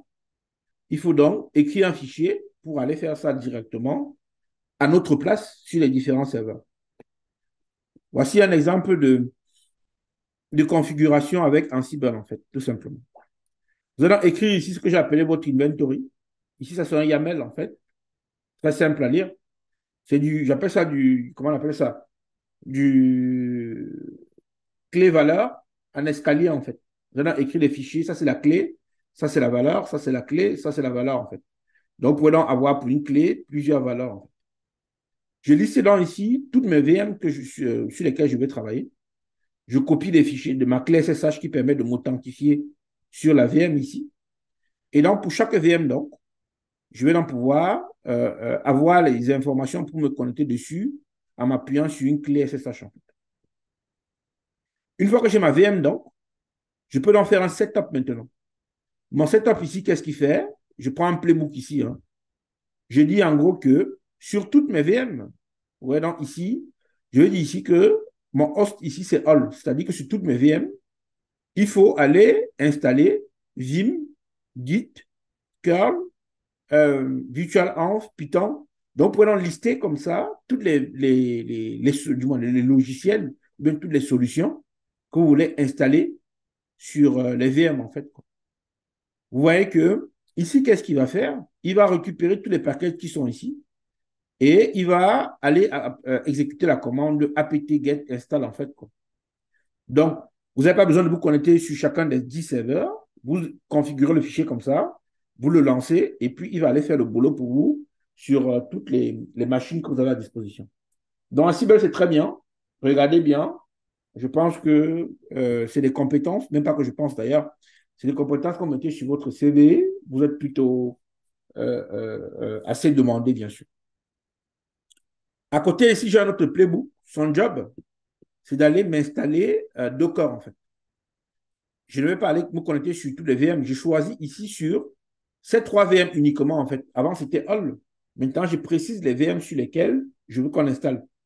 Et donc, je n'ai qu'à venir ici, dire que je vais rajouter la clé pour télécharger Docker. Je rajoute le repository d'où viendra les exécutions d'installation, pardon. Et ici, je vais donc exécuter la commande apt pour installer chacune des solutions qui sont listées là. Ça va être du Docker CE, ça va être du Docker Compose plugin, en fait. Donc, vous n'avez pas besoin d'aller vous connecter sur chaque serveur pour faire des choses. En fait. Donc, si vous ne connaissez pas Ansible, encore une fois, je vous conseille de regarder. En fait. Donc, tout ça, c'est du YAML principalement. Et comme je le disais, Ansible va vous permettre de faciliter les déploiements, d'orchestrer les applications, parce que même quand vous allez faire votre plateforme d'intégration continue, vous pouvez choisir aussi d'utiliser Ansible pour déployer vos différentes applications. Le fonctionnement est très simple. Hein. C'est-à-dire que vous avez votre ordinateur, le prérequis sur les serveurs sur lesquels vous allez faire des actions, c'est qu'il y ait Python installé. Donc, globalement, ce prérequis est très couvert parce qu'en fait, de Linux, dans 99% des cas, vous avez Python installé en fait de base. L'utilisateur qui est l'administrateur système ici, à partir de son ordinateur, va se connecter dessus avec une clé SSH pour sécuriser la communication et les échanges. Et vous pouvez donc comme ça collecter les différentes informations. C'est donc dit qu'avec Ansible, vous êtes donc capable de connaître dans votre parc quels sont les VM que vous avez et quels sont les logiciels qui sont installés dessus. Et à partir du playbook, comme je vous le disais tout à l'heure, vous allez pouvoir donc faire vos différentes installations. C'est du YAML. Encore une fois, vous allez donc avoir votre YAML ici pour faire les différentes configurations. Chaque YAML invoque ce qu'on appelle un module. Un module, en réalité, c'est une tâche que vous voulez exécuter. Et les tâches sont exécutées de manière séquentielle, en fait, sur les différents serveurs. Donc, s'il y a un ordre, pour aussi définir l'ordre entre les différents serveurs, bien sûr. Ansible met à disposition un ensemble de modules, que ce soit pour tout ce qui est installation, pour tout ce qui est gestion de fichiers, pour tout ce qui est gestion de droits d'utilisateur, pour tout ce qui est gestion du réseau, en fait. Chaque code long est poussé sur des machines distantes, comme si c'était un utilisateur qui s'est connecté physiquement sur la machine et qui a fait le boulot, en fait, pour beaucoup. Il faut donc juste passer les bons arguments au playbook et vous devrez avoir en retour les bons résultats, en fait, quoi, pour répondre aux attentes que vous êtes fixées, en fait, au départ. On a dit que l'inventory ici, c'est la liste des serveurs que vous pouvez regrouper aussi en fonction des catégories et en fonction des besoins, en fait. OK? Vous pouvez stocker la liste des inventaires à l'extérieur si vous voulez, il n'y a pas de problème, en fait. Dans les machines sur lesquelles vous allez bosser, c'est des inventories. Vous pouvez créer soit un fichier de type ini, qui est un inventory file, ou alors un YAML, comme je vous ai montré tout à l'heure. Regrouper les machines cibles par fonctionnalité. Et par défaut, si vous n'avez rien mis, Ansible va aller chercher un fichier .host pour récupérer tous les serveurs sur lesquels il veut faire les mises à jour pour vous. Voilà comment vous pouvez lancer dans une commande, en fait. Vous avez dit, par exemple, que Ansible, sur tous mes autres, le chemin pour récupérer tous mes autres, c'est celui-ci. Fait un ping dessus, en fait. Dans le ping, c'est une commande qui permet de vérifier qu'un serveur est disponible, en fait. Ou bien le serveur live, comme on dit souvent. Ansible va donc effectuer donc toutes les opérations là sur l'ensemble de machines, en fait. Des machines donc qui sont des cibles pour vous, pour le coup. Voilà encore une autre façon de voir le listing des différentes configurations via Ansible. Et vous allez donc avoir donc un ensemble de modules qu'on appelle des playbooks. Chaque module, c'est un play qui va donc exécuter ce qu'on appelle des tâches ou alors des tasks, en fait. Derrière, vous pouvez déclencher aussi des handlers qui sont donc des méthodes qui vont être appelées quand il y aura un retour, en fait, même quand quelque chose se passe. Les handlers peuvent être assez utiles pour gérer tous les échecs, en fait, quoi, avec Ansible. Encore une fois, voilà un exemple. Hein. Ça, on en a parlé. Vous prenez la commande apt, vous dites install git ou bien install vim, en fait. Encore une fois, ce qu'on installe là, c'est du YAML. Dans YAML, je ne vais pas m'arrêter dessus très longtemps. Il faut juste vous dire que le YAML, c'est les clés valeurs en escalier, tout simplement. Ça permet de représenter l'information de manière plutôt hiérarchique pour qu'un utilisateur puisse lire vos données sans problème. Le YAML se différencie du XML ou du JSON qui sont des concurrents parce qu'il est plus lisible, en fait. Il n'y a pas de... Allez, il n'y a pas de grosse difficulté à lire un YAML quand vous voulez lire un YAML. Quoi. OK? Donc, voilà à peu près. Vous avez un ensemble de voitures comme ça, qui sont représentées au format YAML. C'est rien de bien compliqué. Hein. Dites-vous que c'est des clés et des valeurs et tout ça en mode escalier. C'est bon jusque-là? Vous n'avez pas de questions? Je Vas-y, voulais hein. juste avoir une petite précision, Achille, au Vas-y. niveau de la création des VM et Oui, de la configuration automatique de toutes les VM. Je voulais oui. savoir, parce que est-ce que c'est aussi ce type de process qu'on utilise lorsqu'il y a, par exemple, un collaborateur qui entre dans une nouvelle équipe et qu'on veut mettre à sa disposition justement une VM pour qu'il puisse travailler. Et lorsqu'il a la VM, il y a déjà tout installé dessus. C'est C'est le ce même principe, processus. du coup. En fait, il y a deux façons de faire les choses. Soit tu passes par Vagrant et Ansible pour faire les choses de manière plutôt automatisée. C'est plus simple de faire ça comme ça parce que tu peux le faire chaque fois qu'il y a une nouvelle personne. Soit, mais moi je suis quasiment sûr que c'est ce qui est fait, tu crées une image de la VM, quoi. En fait, tu peux copier la VM et la mettre de côté, en fait. Chaque fois que quelqu'un arrive, en fait, tu recopies la même VM, tu le donnes, en fait, quoi. Ok. Mais le problème de ça, c'est que en passant par des copies et des recopies, il y a pas, le système n'est pas évolutif, quoi. Ah oui, c'est la même version, toutes ces. Ok. La même version chaque fois. Si tu as fait du Java 8 ou du Java 5 ou du Java Ça 10 reste ou du du Java Java. 17, tu auras toujours le même Java, quoi. Ok. Donc, ça, c'est un peu. Donc, ce que je dis là, c'est que, première des choses, vous avez dans votre machine virtuelle qui est là. Et donc, pour créer dans votre machine virtuelle ici, vous allez donc vous appuyer donc ici sur un Vagrant. Vous allez donc vous appuyer aussi sur le concurrent qui s'appelle Terraform. Vous pouvez aussi utiliser Packer, qui est assez recommandé pour des actions en production. Ça, c'est la première étape. Ça, c'est donc ce qu'on va donc appeler du code pour faire du infrastructure as a service. Deuxième chose, quand vous avez fait ça, donc, vous allez pouvoir dire ici que pour installer des logiciels dans votre VM, vous allez pouvoir installer Docker, Git, tout ce que vous voulez là.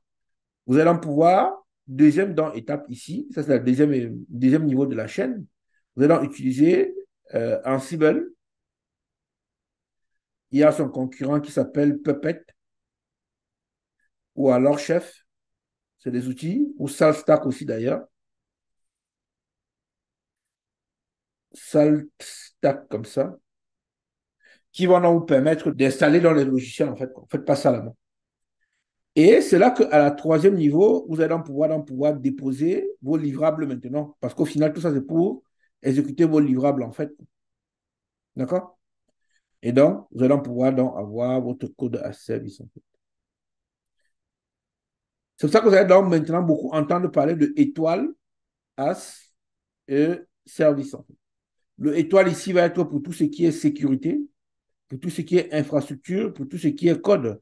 Grosso modo, pour tout ce que vous avez à faire, l'idée, c'est d'écrire toujours du code. L'intérêt, c'est que quand il y a une évolution, on fait l'évolution à travers le code et pas par des actions manuelles. Parce que les actions manuelles ne sont ni historisées, ni suivies en fait. C'est bon? Dans le code pour créer les VM, le code pour configurer les VM et à la fin, le code pour déployer vos différentes applications. Donc, il va donc se poser une question d'automatisation, en fait. Et donc, on va parler d'intégration continue maintenant pour automatiser tout ça. L'idée, c'est de permettre aux développeurs d'intégrer régulièrement leurs modifications, parce qu'on l'a compris, il y a plusieurs services derrière. On aura donc l'intégration continue qui est dans l'aspect automatisé d'un service, en fait, tout simplement. Vous allez pouvoir donc avoir plutôt de la culture à mettre en place, parce que l'idée, c'est de dire qu'on peut donc déployer rapidement vos différents développements, en fait, de manière sécurisée. Parce que hier, on déployait à la main, ça fait que ceux qui déployaient freinaient des deux pieds pour ne pas, comment on dit ça, potentiellement avoir des bugs dans leur système. Avec ça, vous allez pouvoir donc, l'intégration continue va nous permettre de trouver, de corriger plus rapidement des bugs. Parce que comme vous avez un système automatisé pour compiler votre code et de trouver des erreurs éventuelles dans votre code, l'intégration continue est assez bien enseignée. Comme vous pouvez corriger rapidement des bugs, vous allez donc pouvoir améliorer la qualité de votre logiciel, bien sûr. Parce qu'il y en a qui vont vous dire ça marche, il ne faut pas toucher. Dites-vous que ça marche ne suffit pas aujourd'hui. Ce qui est aussi bien quand même, c'est de produire du code de qualité. Parce que qui dit code de qualité, du code qui est maintenable et qui est évolutif à soi, en fait, tout simplement. Qu'est-ce qui se passe? L'idée, c'est de dire que, ouais, ah non. Juste une petite précision. Bah, du coup, ça veut dire que, je me rappelle encore, mercredi, tu nous disais, maintenant, on va, au niveau de tout ce qui est déploiement IBM, on va plus maintenant vers le cloud. Mais vu comme tu présentes l'automatisation de tous les processus, là, c'est toi-même qui configure finalement ta VM. Et en quoi est-ce que le cloud alors te facilite vraiment la chose? Vu que je pensais que c'était eux qui faisaient tout ça en fonction de la demande que tu formulais au niveau du service cloud, quoi. En fait, il y a deux façons de formuler la demande. La première façon de formuler la demande, c'est d'aller cliquer sur des boutons. C'est-à-dire que tu vas dans ton espace, sur AWS ou bien sur Azure, en fait, quoi. Et tu choisis donc, tu cliques, tu dis, moi, je veux une VM qui a 100 gigas de disque dur, la mémoire, la RAM, tu donnes les valeurs, en fait. Et eux, ils vont créer ça pour toi. Et donc, tu n'as pas besoin de te connecter physiquement sur un serveur pour le faire. C'est bon jusque-là? Oui, je disais, c'était bon jusque-là. Donc, en gros, voilà. En gros, tu vas te connecter, tu demandes la VM. Mais l'autre façon de faire la même chose, c'est d'écrire du code. Donc, tu peux écrire un code avec Terraform qui va appeler Azure pour toi et faire la requête pour toi, en fait, quoi. Ok, d'accord. Et donc, tu n'as pas besoin d'aller te connecter chaque fois, mais tu peux donc tout simplement, à partir du code que tu as écrit, demander à Azure ou bien à AWS ou bien Google Cloud Platform de te générer des VM, en fait, quoi. L'intérêt de faire ça par le code, c'est que demain, tu peux faire évoluer ta demande, quoi, tout simplement. Ça, c'est bon. Donc, ce que je dis là ne tient pas compte de l'environnement cible au final. Bon, même si en fonction des environnements cibles, les commandes ne sont pas exactement les mêmes, mais la philosophie là, c'est de dire que peu importe l'environnement cible, tu vas écrire du code pour envoyer tes demandes. Et encore, il faut se dire aussi que même quand tu vas dans le cloud, en fait, il y en a qui sont revenus. Bonsoir Renaud. Il y en a qui sont revenus du cloud, en fait, parce que ça coûtait trop cher, quoi. Parce que dans le cloud, ce n'est pas tout. Parce que si ta maison ou ton entreprise ne génère pas beaucoup de sous, tu ne vas pas aller dans le cloud pour aller dans le cloud, quoi. Tu maîtrises mieux une VM que tu as sous la main qu'un cloud qui va, grosso modo, grossir à souhait, quoi. Donc, l'idée, c'est de dire que vous allez développer en local, vous allez donc pouvoir faire du build en local, et puis vous allez pouvoir tester que tout se passe bien sur votre ordinateur. Une fois que ça c'est fait, vous allez donc pouvoir dire ici que vous allez pousser votre code sur un GitHub ici ou un GitLab, en fait, et tout est bien. Chaque fois qu'il y a, vous allez donc, avant de pousser dans votre code, vous allez en faire d'abord un pull du serveur distant pour vous mettre à jour par rapport aux éventuelles modifications qu'ont poussé vos collègues. Une fois que vous avez occupé toutes les modifications, vous allez pouvoir faire un push pour envoyer donc votre code sur le serveur principal. Derrière va donc rentrer en considération un serveur d'intégration continue, d'où le CI server là que vous avez. OK? Vous allez donc pouvoir donc faire un push en fait. Chaque fois que vous faites un push en fait, donc, il y a un mécanisme automatique qui va notifier le serveur d'intégration continue. Via les configurations, bien sûr, hein, ça ne, c'est pas fait seul, quoi. Il faut que vous fassiez un minimum de configuration pour que quand quelqu'un pousse sur une branche ou alors sur un répertoire, on notifie automatiquement le serveur d'intégration continue. Le serveur d'intégration continue va faire le pull pour récupérer donc en son sein tout le code que vous avez poussé ou bien avec tout le code que vous avez poussé sur la branche. À partir de là, il va faire des actions et il va pouvoir donc déployer donc votre code sur le serveur de production, en fait, ou bien de recette, peu importe l'environnement sur lequel vous êtes. Voilà à peu près comment se présente rapidement la chaîne de manière plutôt grossière, quoi, dans les très grosses lignes, dans les très grandes lignes. Voilà une vue d'ensemble de Jenkins qui vous montre un peu comment ça marche. Et pour bien le faire, on va écrire dans ce qu'on appelle des pipelines. Un pipeline, comme son nom l'indique, c'est une sorte de tube. On aura en entrée du code et en sortie le livrable déployé quelque part. Vous allez pouvoir écrire donc, encore une fois du code pour pouvoir automatiser toutes ces étapes-là. Le job, donc, vous pouvez le créer soit graphiquement, ou alors vous allez pouvoir donc aussi écrire un fichier encore une fois. L'idée, c'est de dire que, mon propos, c'est de dire grosso modo, que vous allez écrire principalement du code pour faire les actions que vous faites manuellement aujourd'hui, en fait. D'accord? Si vous regardez dans l'historique, vous allez donc être à même de gérer un nombre croissant de jobs, en fait, plus facilement. Donc voilà à peu près une vue d'ensemble de Jenkins. Ça s'appelle la même chose pour GitLab Runner. Ça s'appelle la même chose pour GitHub Action, en fait. Sur ma chaîne, j'ai une vidéo qui parle de GitHub Action. Si vous voulez voir un peu comment ça se fait, c'est plutôt pas mal, en fait. OK? Un pipeline Jenkins, donc, c'est quoi? C'est un ensemble de plugins, tout simplement, qui sont mis à votre disposition. Vous allez en pouvoir, dans un fichier qu'on appelle un Jenkins file, écrire un ensemble d'étapes pour que on puisse répondre, du moins qu'on puisse déployer sereinement vos applications sur les différents environnements que vous avez. Voici un exemple de pipeline que vous allez écrire. L'idée, c'est de dire qu'au départ, il y a un commit. Vous allez pouvoir déclencher un workflow ici. Le premier stage ici, c'est de récupérer le code qui a été mis sur Git. Vous allez pouvoir faire un build pour construire votre code, en fait. Le build, ça dépend du langage que vous utilisez. Si c'est du Node, vous allez faire avec du Node. Vous allez faire un npm run build. C'est du Java, vous allez faire du Java-jar, ça dépend. Vous allez pouvoir faire ici une étape de test pour tester que vous n'avez pas de bug dans votre test unitaire, qui est souvent assez important. Ce n'est pas marqué sur l'image ici, mais très souvent, vous pouvez donc pousser votre code vers un sonar. Sonar, c'est une solution qui permet d'analyser la qualité de votre code, en fait, quoi. Vous vous souvenez, le premier jour, je parlais de mesurer, en fait. Et quand vous avez dans le sonar, vous allez déposer le livrable dans ce qu'on appelle un repository qu'on appelle Nexus, qui vous permet, en gros, de stocker vos livrables, en fait. Si vous avez besoin de livrables, vous pouvez donc aller repiocher à l'intérieur. Et vous pouvez donc, à la fin, via la partie CD des choses, Continuous Deployment, déployer votre code donc sur un serveur. Voilà un peu la chaîne d'un pipeline, en fait, tout simplement. Voilà à peu près, vous décrivez dans les différentes étapes. Voici à peu près à quoi ressemble une sorte d'étape ici. Vous avez dit, par exemple, ici que le stage, c'est déploiement en dev. Vous pouvez préciser la branche, qui est la branche de développe ici pour le coup. Vous allez pouvoir filer ici ce qu'on appelle des credentials. Vous allez donner dans vos identifiants pour pouvoir vous connecter sur un serveur. Et vous allez pouvoir faire des commandes SSH, en fait, tout simplement, quoi. En gros, ici, je crée un répertoire pour déposer les données. Je copie un fichier qu'on va appeler un Docker Compose. On verra ça par la suite, d'ailleurs. Et on pourra donc déployer le projet comme ça, en fait, tout simplement.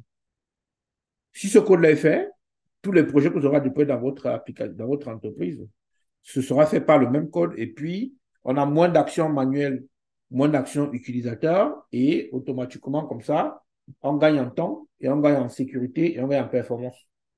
La sécurité qu'il faut mettre derrière avec ce genre de système, c'est qu'il faut mettre des systèmes de notification à tout moment pour que si un utilisateur, pour une raison ou pour une autre, a un bug dans son pipeline, que lui au moins reçoive le mail en fait pour corriger le problème en fait.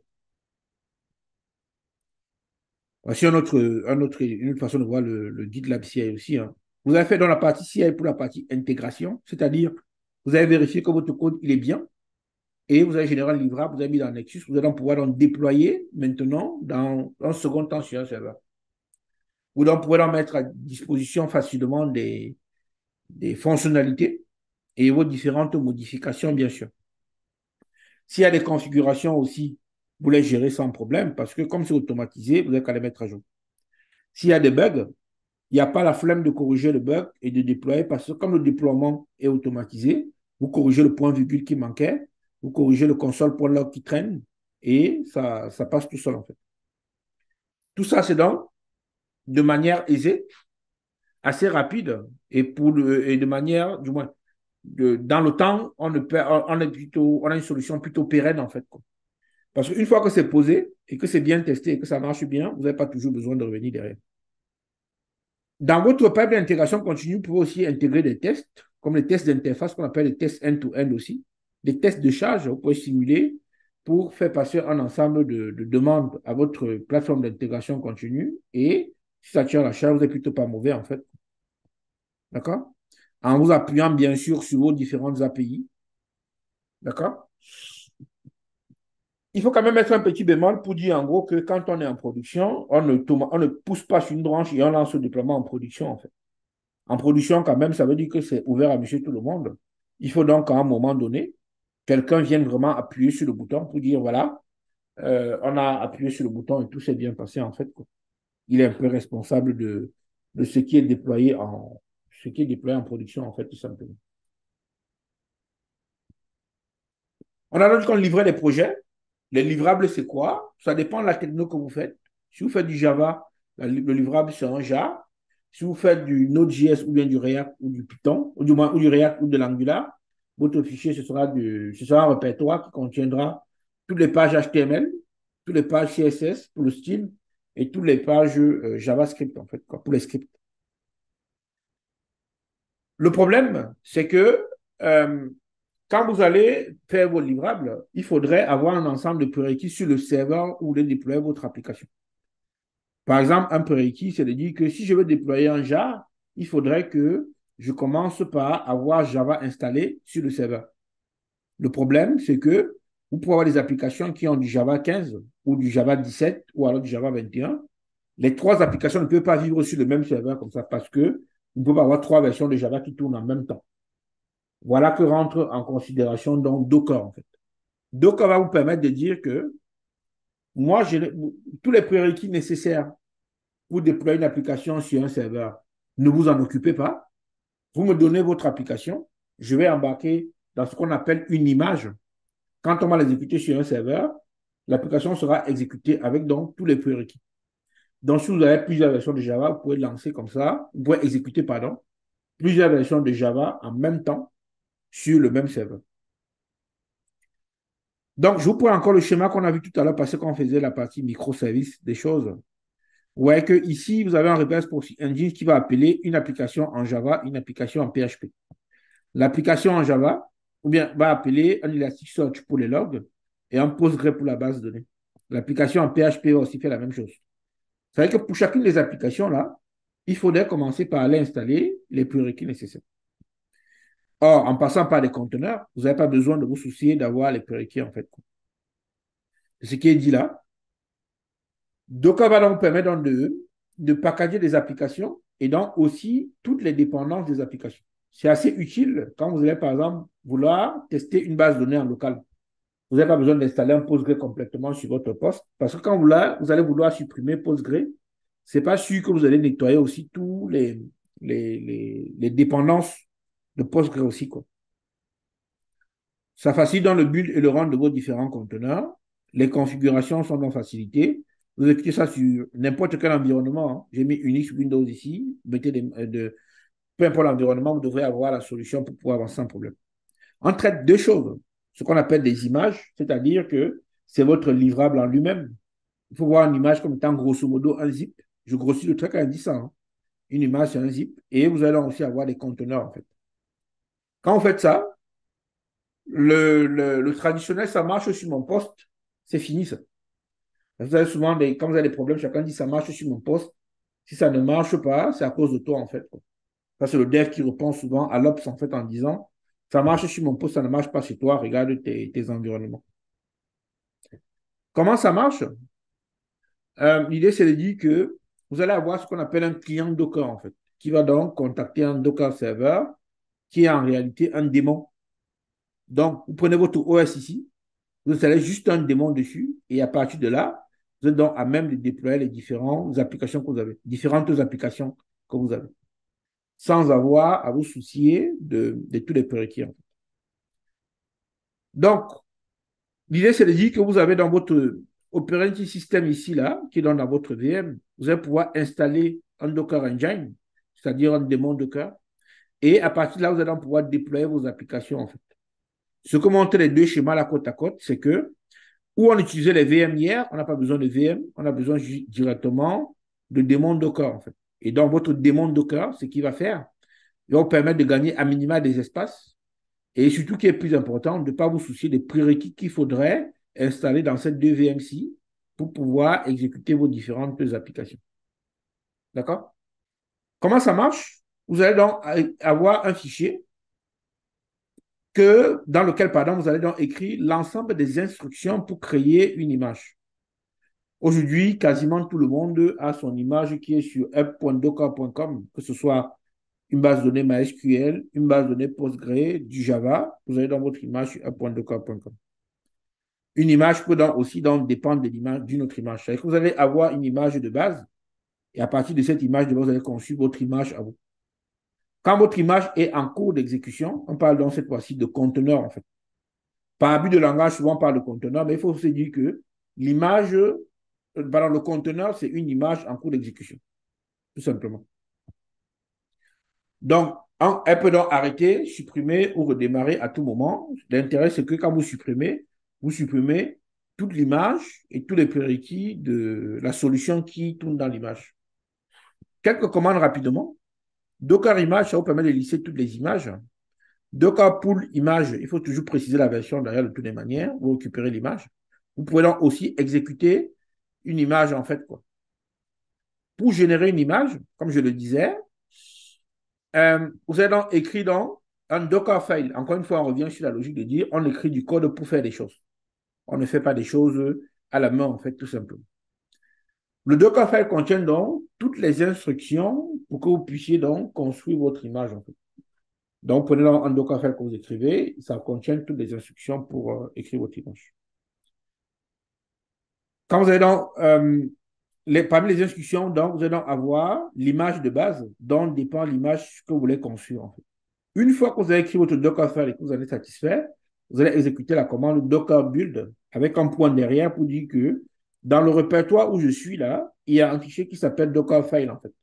Il faut lire les instructions qui sont dedans et vous allez donc pouvoir comme ça récupérer votre image. Dans Dockerfile, à la fin du Dockerfile, vous allez donc récupérer dans votre image, en fait. Voici un exemple de Dockerfile, en fait, très simple. On dit ici qu'on parle de l'OpenJDK 8. Le mainteneur, vous avez le nom du mainteneur ici. Qu'est-ce qu'on dit? On a généré un livrable qui est en salutation.jar. On va donc copier le fichier salutation.jar qui est dans le répertoire target et on va le mettre dans l'image Docker, en fait. On va exposer le port 91 parce qu'on va dire qu'on va écouter dessus. Et quand on va faire un Docker run, on va exécuter cette commande-ci, en fait, qui est donc java-jar salutation.jar. Si on n'avait pas de Dockerfile, on aurait dû copier ce fichier sur le serveur et venir exécuter cette commande après, tout simplement. Ce qui fait que si on voulait supprimer, il faudrait arrêter le serveur et supprimer le jar, en fait. Et en termes de version, il faut encore suivre les versions derrière. Rapidement, voilà à quoi ressemble un Dockerfile. Rien de bien méchant, mais l'idée, c'est surtout de dire qu'on fait du code pour faire des choses, en fait. Et quand vous allez pouvoir exécuter, vous pouvez leur dire aussi que Docker build, pour créer votre image, vous allez donner un tag, c'est-à-dire le nom de votre image et la version de l'image. Le point ici, encore une fois, c'est le répertoire qui contient les instructions pour créer votre image. Une fois que vous avez l'image, vous pouvez en faire un Docker run, en fait. Le run, donc, ça veut dire qu'on va exécuter en arrière-plan. En prenant le port 91 qu'on avait ici à droite, on va l'exposer plutôt sur le port 55. Donc, vous pouvez choisir un port dans votre conteneur, mais sur votre VM, le port n'est pas le même. Docker va automatiquement savoir récupérer les requêtes qui arrivent sur ce port pour les transmettre à ce port dans votre conteneur, en fait. Et voici l'image avec laquelle, du moins l'image à exécuter tout simplement. OK? Si vous avez plusieurs images à exécuter en même temps, vous pouvez en passer par ce qu'on appelle un Docker Compose. Un Docker Compose, c'est quoi? C'est un fichier YAML, comme on a vu depuis le début, qui contient l'exécution pour exécuter plusieurs images, en fait. Donc, vous allez avoir ici un Docker Compose YAML. Quand vous allez dans l'exécuter, il va pouvoir donc vous mettre à disposition plusieurs images. Notre même salutation ici, là, on suppose qu'à un moment donné, il a besoin d'avoir une base de données. Je stocke mes salutations dans une base de données. Il faut donc que je définisse d'abord ma base de données en amont. Et à partir de ça, je vais donc pouvoir avoir une référence de ma base de données ici pour choisir l'ordre de déploiement. Et à tous les coups, comme j'ai mon projet et ma base de données, les deux sont liés quelque part. Je n'ai pas à chercher un à la place de l'autre, en fait. Autre chose que vous devez faire, quand vous avez des applications qui stockent des données, vous pouvez en passer par un Docker Compose, en fait. OK? Vous pouvez avoir quelques instructions comme ça pour pouvoir créer vos différentes images, en fait. Hein. Bien sûr, tout ça, ça se passe très bien, sans problème, en fait. OK?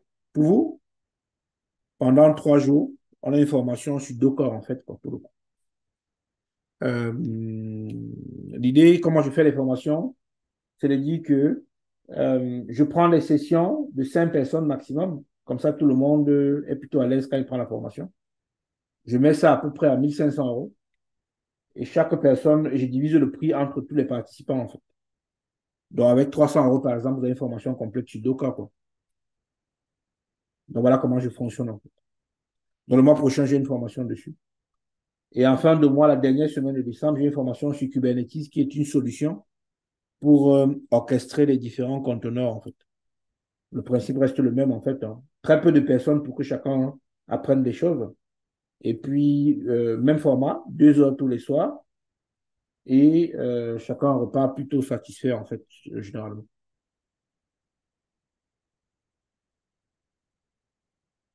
Dernière étape, c'est de réussir à mesurer tout ce qu'on fait, en fait, quoi, tout simplement. Pour pouvoir mesurer, donc, l'idée, c'est de dire que si vous ne mesurez pas, vous ne savez pas comment vous pouvez l'améliorer, en fait, tout simplement. Pour donc pouvoir mesurer, en fait. Les succès sont donc en termes de finances. Hein, on ne dépense pas mal ses sous, j'ai envie de dire. Comme on dépense mal les sous, on peut donc réduire donc des coûts, en fait, bien sûr. On a plutôt une logique de satisfaction parce que si on savait qu'on avait des requêtes qui mettaient trop de temps à répondre, on est donc capable comme ça de diminuer le temps de réponse de la requête, en fait, en trouvant d'où ça vient. Après, il faut bien se dire que chaque entreprise a sa définition du mot succès, en fait. C'est très relatif, c'est très vague, ça dépend de chaque entreprise, de chaque philosophie, ou bien de chaque équipe, bien sûr. OK? Ça, je vais passer dessus, c'est pas très grave. Donc, qu'est-ce qu'on peut mesurer? Quelle est la fréquence de déploiement, en fait, quoi? Est-ce qu'on déploie toutes les semaines? Est-ce qu'on déploie tous les jours? On peut aussi mesurer le temps que met un déploiement, en fait, pour comprendre quelle est l'étape qui est la plus longue, pour voir comment est-ce qu'on peut l'améliorer. Souvent, quand vous déployez une application, vous avez une étape qu'on appelle le check dependencies. Dont le job, c'est de vérifier que les dépendances que vous avez dans votre projet n'ont pas de failles de sécurité, en fait, par exemple. Cette étape-là est souvent assez longue, en fait, quoi. Donc, ça vous permet donc de savoir quelles sont les étapes qui sont les plus longues, quoi, pour voir comment vous pouvez les améliorer. Vous voyez donc comme ça, donc, vous pouvez mesurer la vélocité, c'est-à-dire le temps que vous mettez pour répondre souvent aux besoins de vos clients, en fait, quoi. On vous signale un bug, quel est le temps que vous mettez pour résoudre le bug. Vous pouvez mesurer dans le taux d'échec, ça veut dire que quel est le nombre de 500 qu'on a dans notre projet, le nombre de 400, le nombre de 404, en fait, qu'on a dans notre projet, en fait. Et à partir de là, comment vous pouvez améliorer continuellement votre solution. Vous pouvez améliorer le taux de couverture du code, parce que quand on fait du code, on écrit des tests unitaires qui permettent de bien couvrir votre code, en fait. Vous pouvez donc aussi mesurer les délais de détection et de correction des bugs. Pour chaque fonctionnalité, vous aurez donc, comme je disais tout à l'heure, détection des bugs, correction des bugs, quel est le temps que vous prenez pour faire ça, en fait, quoi. C'est là on dit souvent qu'on n'a pas assez de CAF, c'est-à-dire capacité à faire dans les équipes, en fait. Si on prend du temps, on voit, ça veut dire en gros que peut-être qu'il faut rajouter quelqu'un dans l'équipe, en fait. Mais on ne peut le faire que si on réussit à mesurer, en fait, ce genre de vélocité, en fait.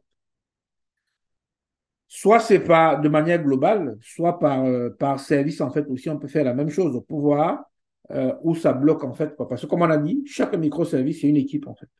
Donc, de manière plutôt globale, on doit être à même de mesurer tout ça, en fait, tout simplement. Encore une fois, quand on parle de DevOps, c'est plutôt des notions de culture ou bien de mindset, j'ai envie de dire, tout simplement. Vous allez pouvoir donc mesurer les délais, c'est-à-dire quelle est la fréquence de déploiement, les délais entre la demande et la mise en prod, le temps que met chaque déploiement, bien sûr, ça c'est pour les délais. En termes de qualité, quel est le taux d'échec dans votre code? Ça peut être pas mal à savoir. Le taux de déploiement qui sont OK, ça veut dire combien de fois on s'y est pris, par exemple, pour réussir un déploiement. Le nombre d'incidents que vous recevez pour pouvoir vous améliorer, en fait, sur ce que vous livrez. Le délai pour détecter un incident, ça peut être pas mal à mesurer. La correction des fonctionnalités, c'est-à-dire quand vous avez détecté un incident, combien de temps vous mettez pour pouvoir corriger les différentes fonctionnalités. Et si ça dépend des services, combien de temps ça met pour corriger un service. Comme je vous ai dit, il y a une histoire de culture, c'est-à-dire qu'il faudrait que dans l'équipe, il y ait une bonne confiance. C'est ça que je disais encore avant-hier que même pendant les entretiens, on essaie de mesurer votre savoir-être, en fait, quoi, pour voir si vous allez bien vous intégrer à l'équipe avec laquelle vous allez pouvoir travailler. Ça permet que, si vous êtes dans la même équipe en confiance, vous pouvez donc avoir un engagement fort pour pouvoir répondre aux demandes qui vous sont transmises. N'hésitez pas toujours à partager les connaissances. Quand vous avez une connaissance plutôt positive, partagez avec votre équipe. Tout le monde en ressort gagnant comme ça, en fait.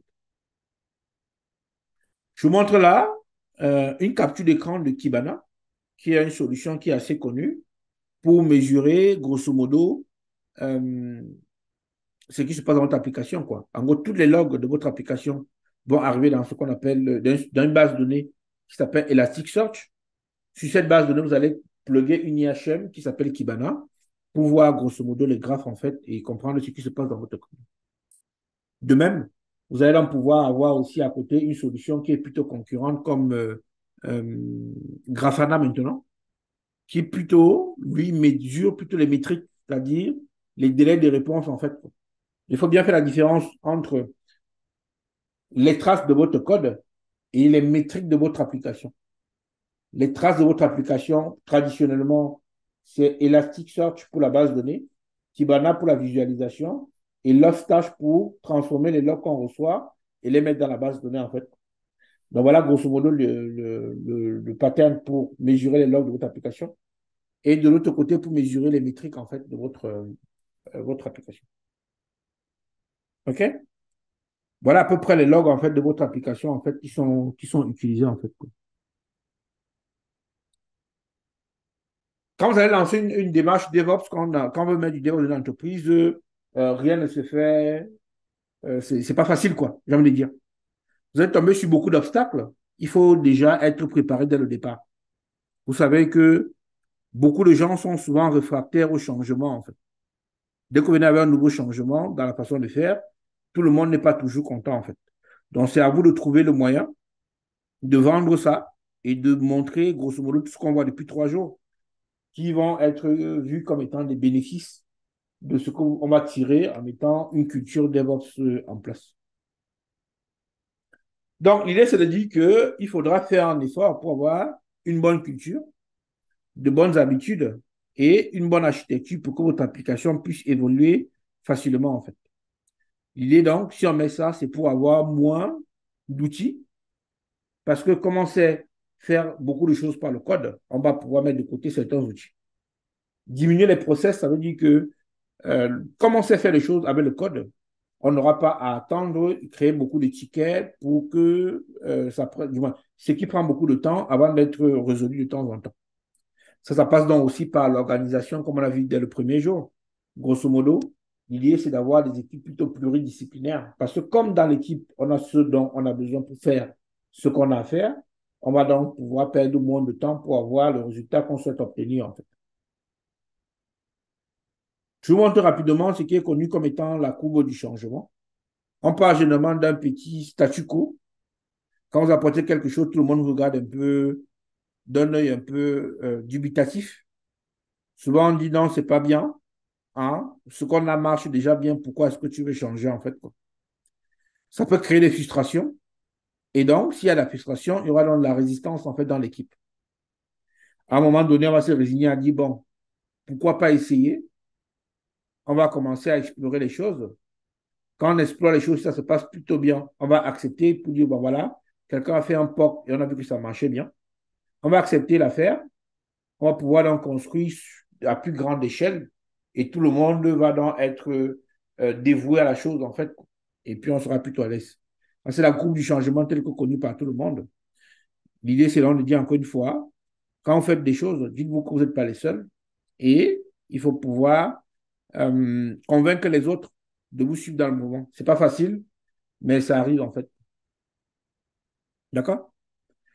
Voilà notre diagramme pour montrer la courbe du changement. Mais l'idée, grosso modo, tout ce que je montre là, c'est ce que disait un ancien CTO d'Amazon. Tout simplement, il disait you build it, you run it. Ça veut dire que c'est celui qui a conçu une fonctionnalité qui doit déployer la fonctionnalité et en être garant, en fait. Donc, l'idée, c'est de moins récupérer la fonctionnalité et balancer à tout le monde comme ça, quoi. Du moins de balancer aux ops, en fait, tout simplement. OK? Qui fait du DevOps aujourd'hui? Je me dis quasiment tout le monde. Il n'y a pas de boîte aujourd'hui qui fait du DevOps parce que vu ce qu'on gagne en termes de temps de déploiement et en termes de fonctionnalité, on est plutôt bien, quoi. D'accord? Donc, voilà ce que je voulais vous montrer rapidement quand on parle de DevOps. Hein. Avant de vous lâcher, ce que je vais vous présenter, je vais prendre mon crayon pour dire 2 ou 3 choses d'abord rapidement. Si vous voulez, vous avez vu ça, vous dites je suis intéressé et je vais faire. Question non, quel est le parcours pour y arriver? Moi, j'aime toujours dire, la première étape, c'est de faire un peu d'algorithme. Parce que la première compétence que quelqu'un qui est dans l'informatique doit avoir, c'est d'être logique, en fait. Il faut avoir de l'algorithme. L'algorithmique ici, quand vous avez compris ça, il faut apprendre quelques commandes de Linux de base. En gros, comment vous pouvez créer un fichier, comment créer un répertoire, touch, mkdir, sh, l'échelle. Gérer les droits utilisateurs aussi, ça peut être pas mal pour connaître les droits utilisateurs sur un système d'information. Connaître un peu de réseau, ça veut dire c'est quoi une adresse IP, quelles sont les plages d'adresse IP, ça peut être pas mal. Sans être expert, bien sûr, hein, mais connaître un minimum un peu le réseau informatique. troisième chose qu'il faut connaître quand on est à ce niveau-ci, là, maîtriser au moins un langage de programmation, en fait. Moi, je dirais, quand on fait du DevOps, Python, c'est pas mal pour la partie scripting, en fait, quoi. Mais vous allez beaucoup tomber sur des gens qui vous demandent, en gros, de faire du shell, en fait. Donc, vous pouvez en faire du shell aussi. Ça, c'est plutôt pas mauvais, en fait. Si vous faites ça, ça veut dire que vous êtes plutôt à l'aise avec tout ce qui est déjà VM et machine virtuelle, en fait. Une fois que vous avez fait ça, donc, il faut donc commencer donc à installer vos différents outils. Vous allez donc pouvoir maîtriser tout ce qui est Jenkins, qui est encore le plus populaire aujourd'hui, GitHub Action, GitLab CI, en fait, quoi. Une fois que vous avez fait ça aussi, ça peut être pas mal. Ce qui va être bien donc, derrière, de commencer à penser automatisation. Vous savez que vous êtes déjà capable de comprendre, grosso modo, comment on peut faire les choses manuellement jusqu'à cette étape pour moi. Automatisation, donc, vous allez en faire toute la partie X as code. Je vous prends l'infrastructure as code. Et donc, je vous mets ici tout ce qui est Vagrant, tout ce qui est Terraform, tout ce qui est Packer, en fait. Vous allez pouvoir avoir aussi tout ce qui est, ça c'est l'infrastructure, tout ce qui est configuration maintenant. Configuration à service, donc. Principalement en Ansible, si vous faites de l'Ansible, vous êtes plutôt bien, en fait. Vous avez plutôt une bonne connaissance. Et vous allez donc pouvoir donc vous occuper de tout ce qui est déploiement, en fait, de votre application. Pour la partie déploiement, grosso modo, allez comprendre ce qui se cache derrière des solutions comme Docker et Kubernetes pour tout ce qui est orchestration. Kubernetes va rentrer en compte quand vous allez avoir plusieurs conteneurs et que vous allez vouloir les gérer. En fait. Une fois que vous avez fait ça, donc, il faut donc rajouter toute la partie monitoring en fait, dans l'affaire. Parce qu'avec le monitoring, vous êtes donc capable de savoir si tout se passe bien dans votre système d'information. C'est donc ici qu'il faut donc parler de ELK pour la gestion des logs et Prometheus et Grafana pour pouvoir, comment on dit ça, avoir les métriques sur votre application. Au-delà de tout ça, si vous pouvez faire tout ça, que ce soit on-premise, c'est-à-dire sur des VM que vous avez à main, sous la main, pardon, et vous pouvez aussi faire ça dans le cloud, en fait, quoi. Et ça marche très bien. Après, le cloud, c'est vous qui choisissez. Vous ne pouvez pas tout faire les clouds non plus. Vous choisissez le cloud qui vous convient le mieux. Honnêtement, quasiment tous font la même chose aujourd'hui. Il n'y a pas un qui fait des choses que l'autre ne ferait pas. Bon, il n'y a que celui qui a des parts de marché plus que les autres. AWS pour le coup. Et suivi d'Azure et donc de Google Cloud Platform, en fait. Le plus important dans tout ça, comme j'ai dit, c'est une histoire de culture. Ce sera vous toujours qui est le plus important. Vous, avec deux choses. Vos compétences, c'est-à-dire votre savoir-faire, et surtout votre savoir-être, en fait. D'accord? C'est beaucoup de bienveillance, comme vous l'avez vu depuis le début. Beaucoup de, comment on dit ça? De travail en équipe pour que tout se passe bien et qu'à la fin, tout le monde soit plutôt satisfait de ce que vous avez à offrir, en fait, comme service. J'arrive à la fin de ce que j'avais prévu pour les 3 jours. J'espère que, grosso modo, vous avez appris des choses, que vous ne repartez pas les mêmes brebis, comme j'aime bien le dire, et que tout ça va vous servir, en fait, pour la suite de ce que vous avez à choisir de faire pour votre carrière. OK? Donc, merci à vous d'avoir été là pendant ces 3 jours, pendant 2 heures, et d'avoir appris des choses et de repartir avec des choses, en fait. OK?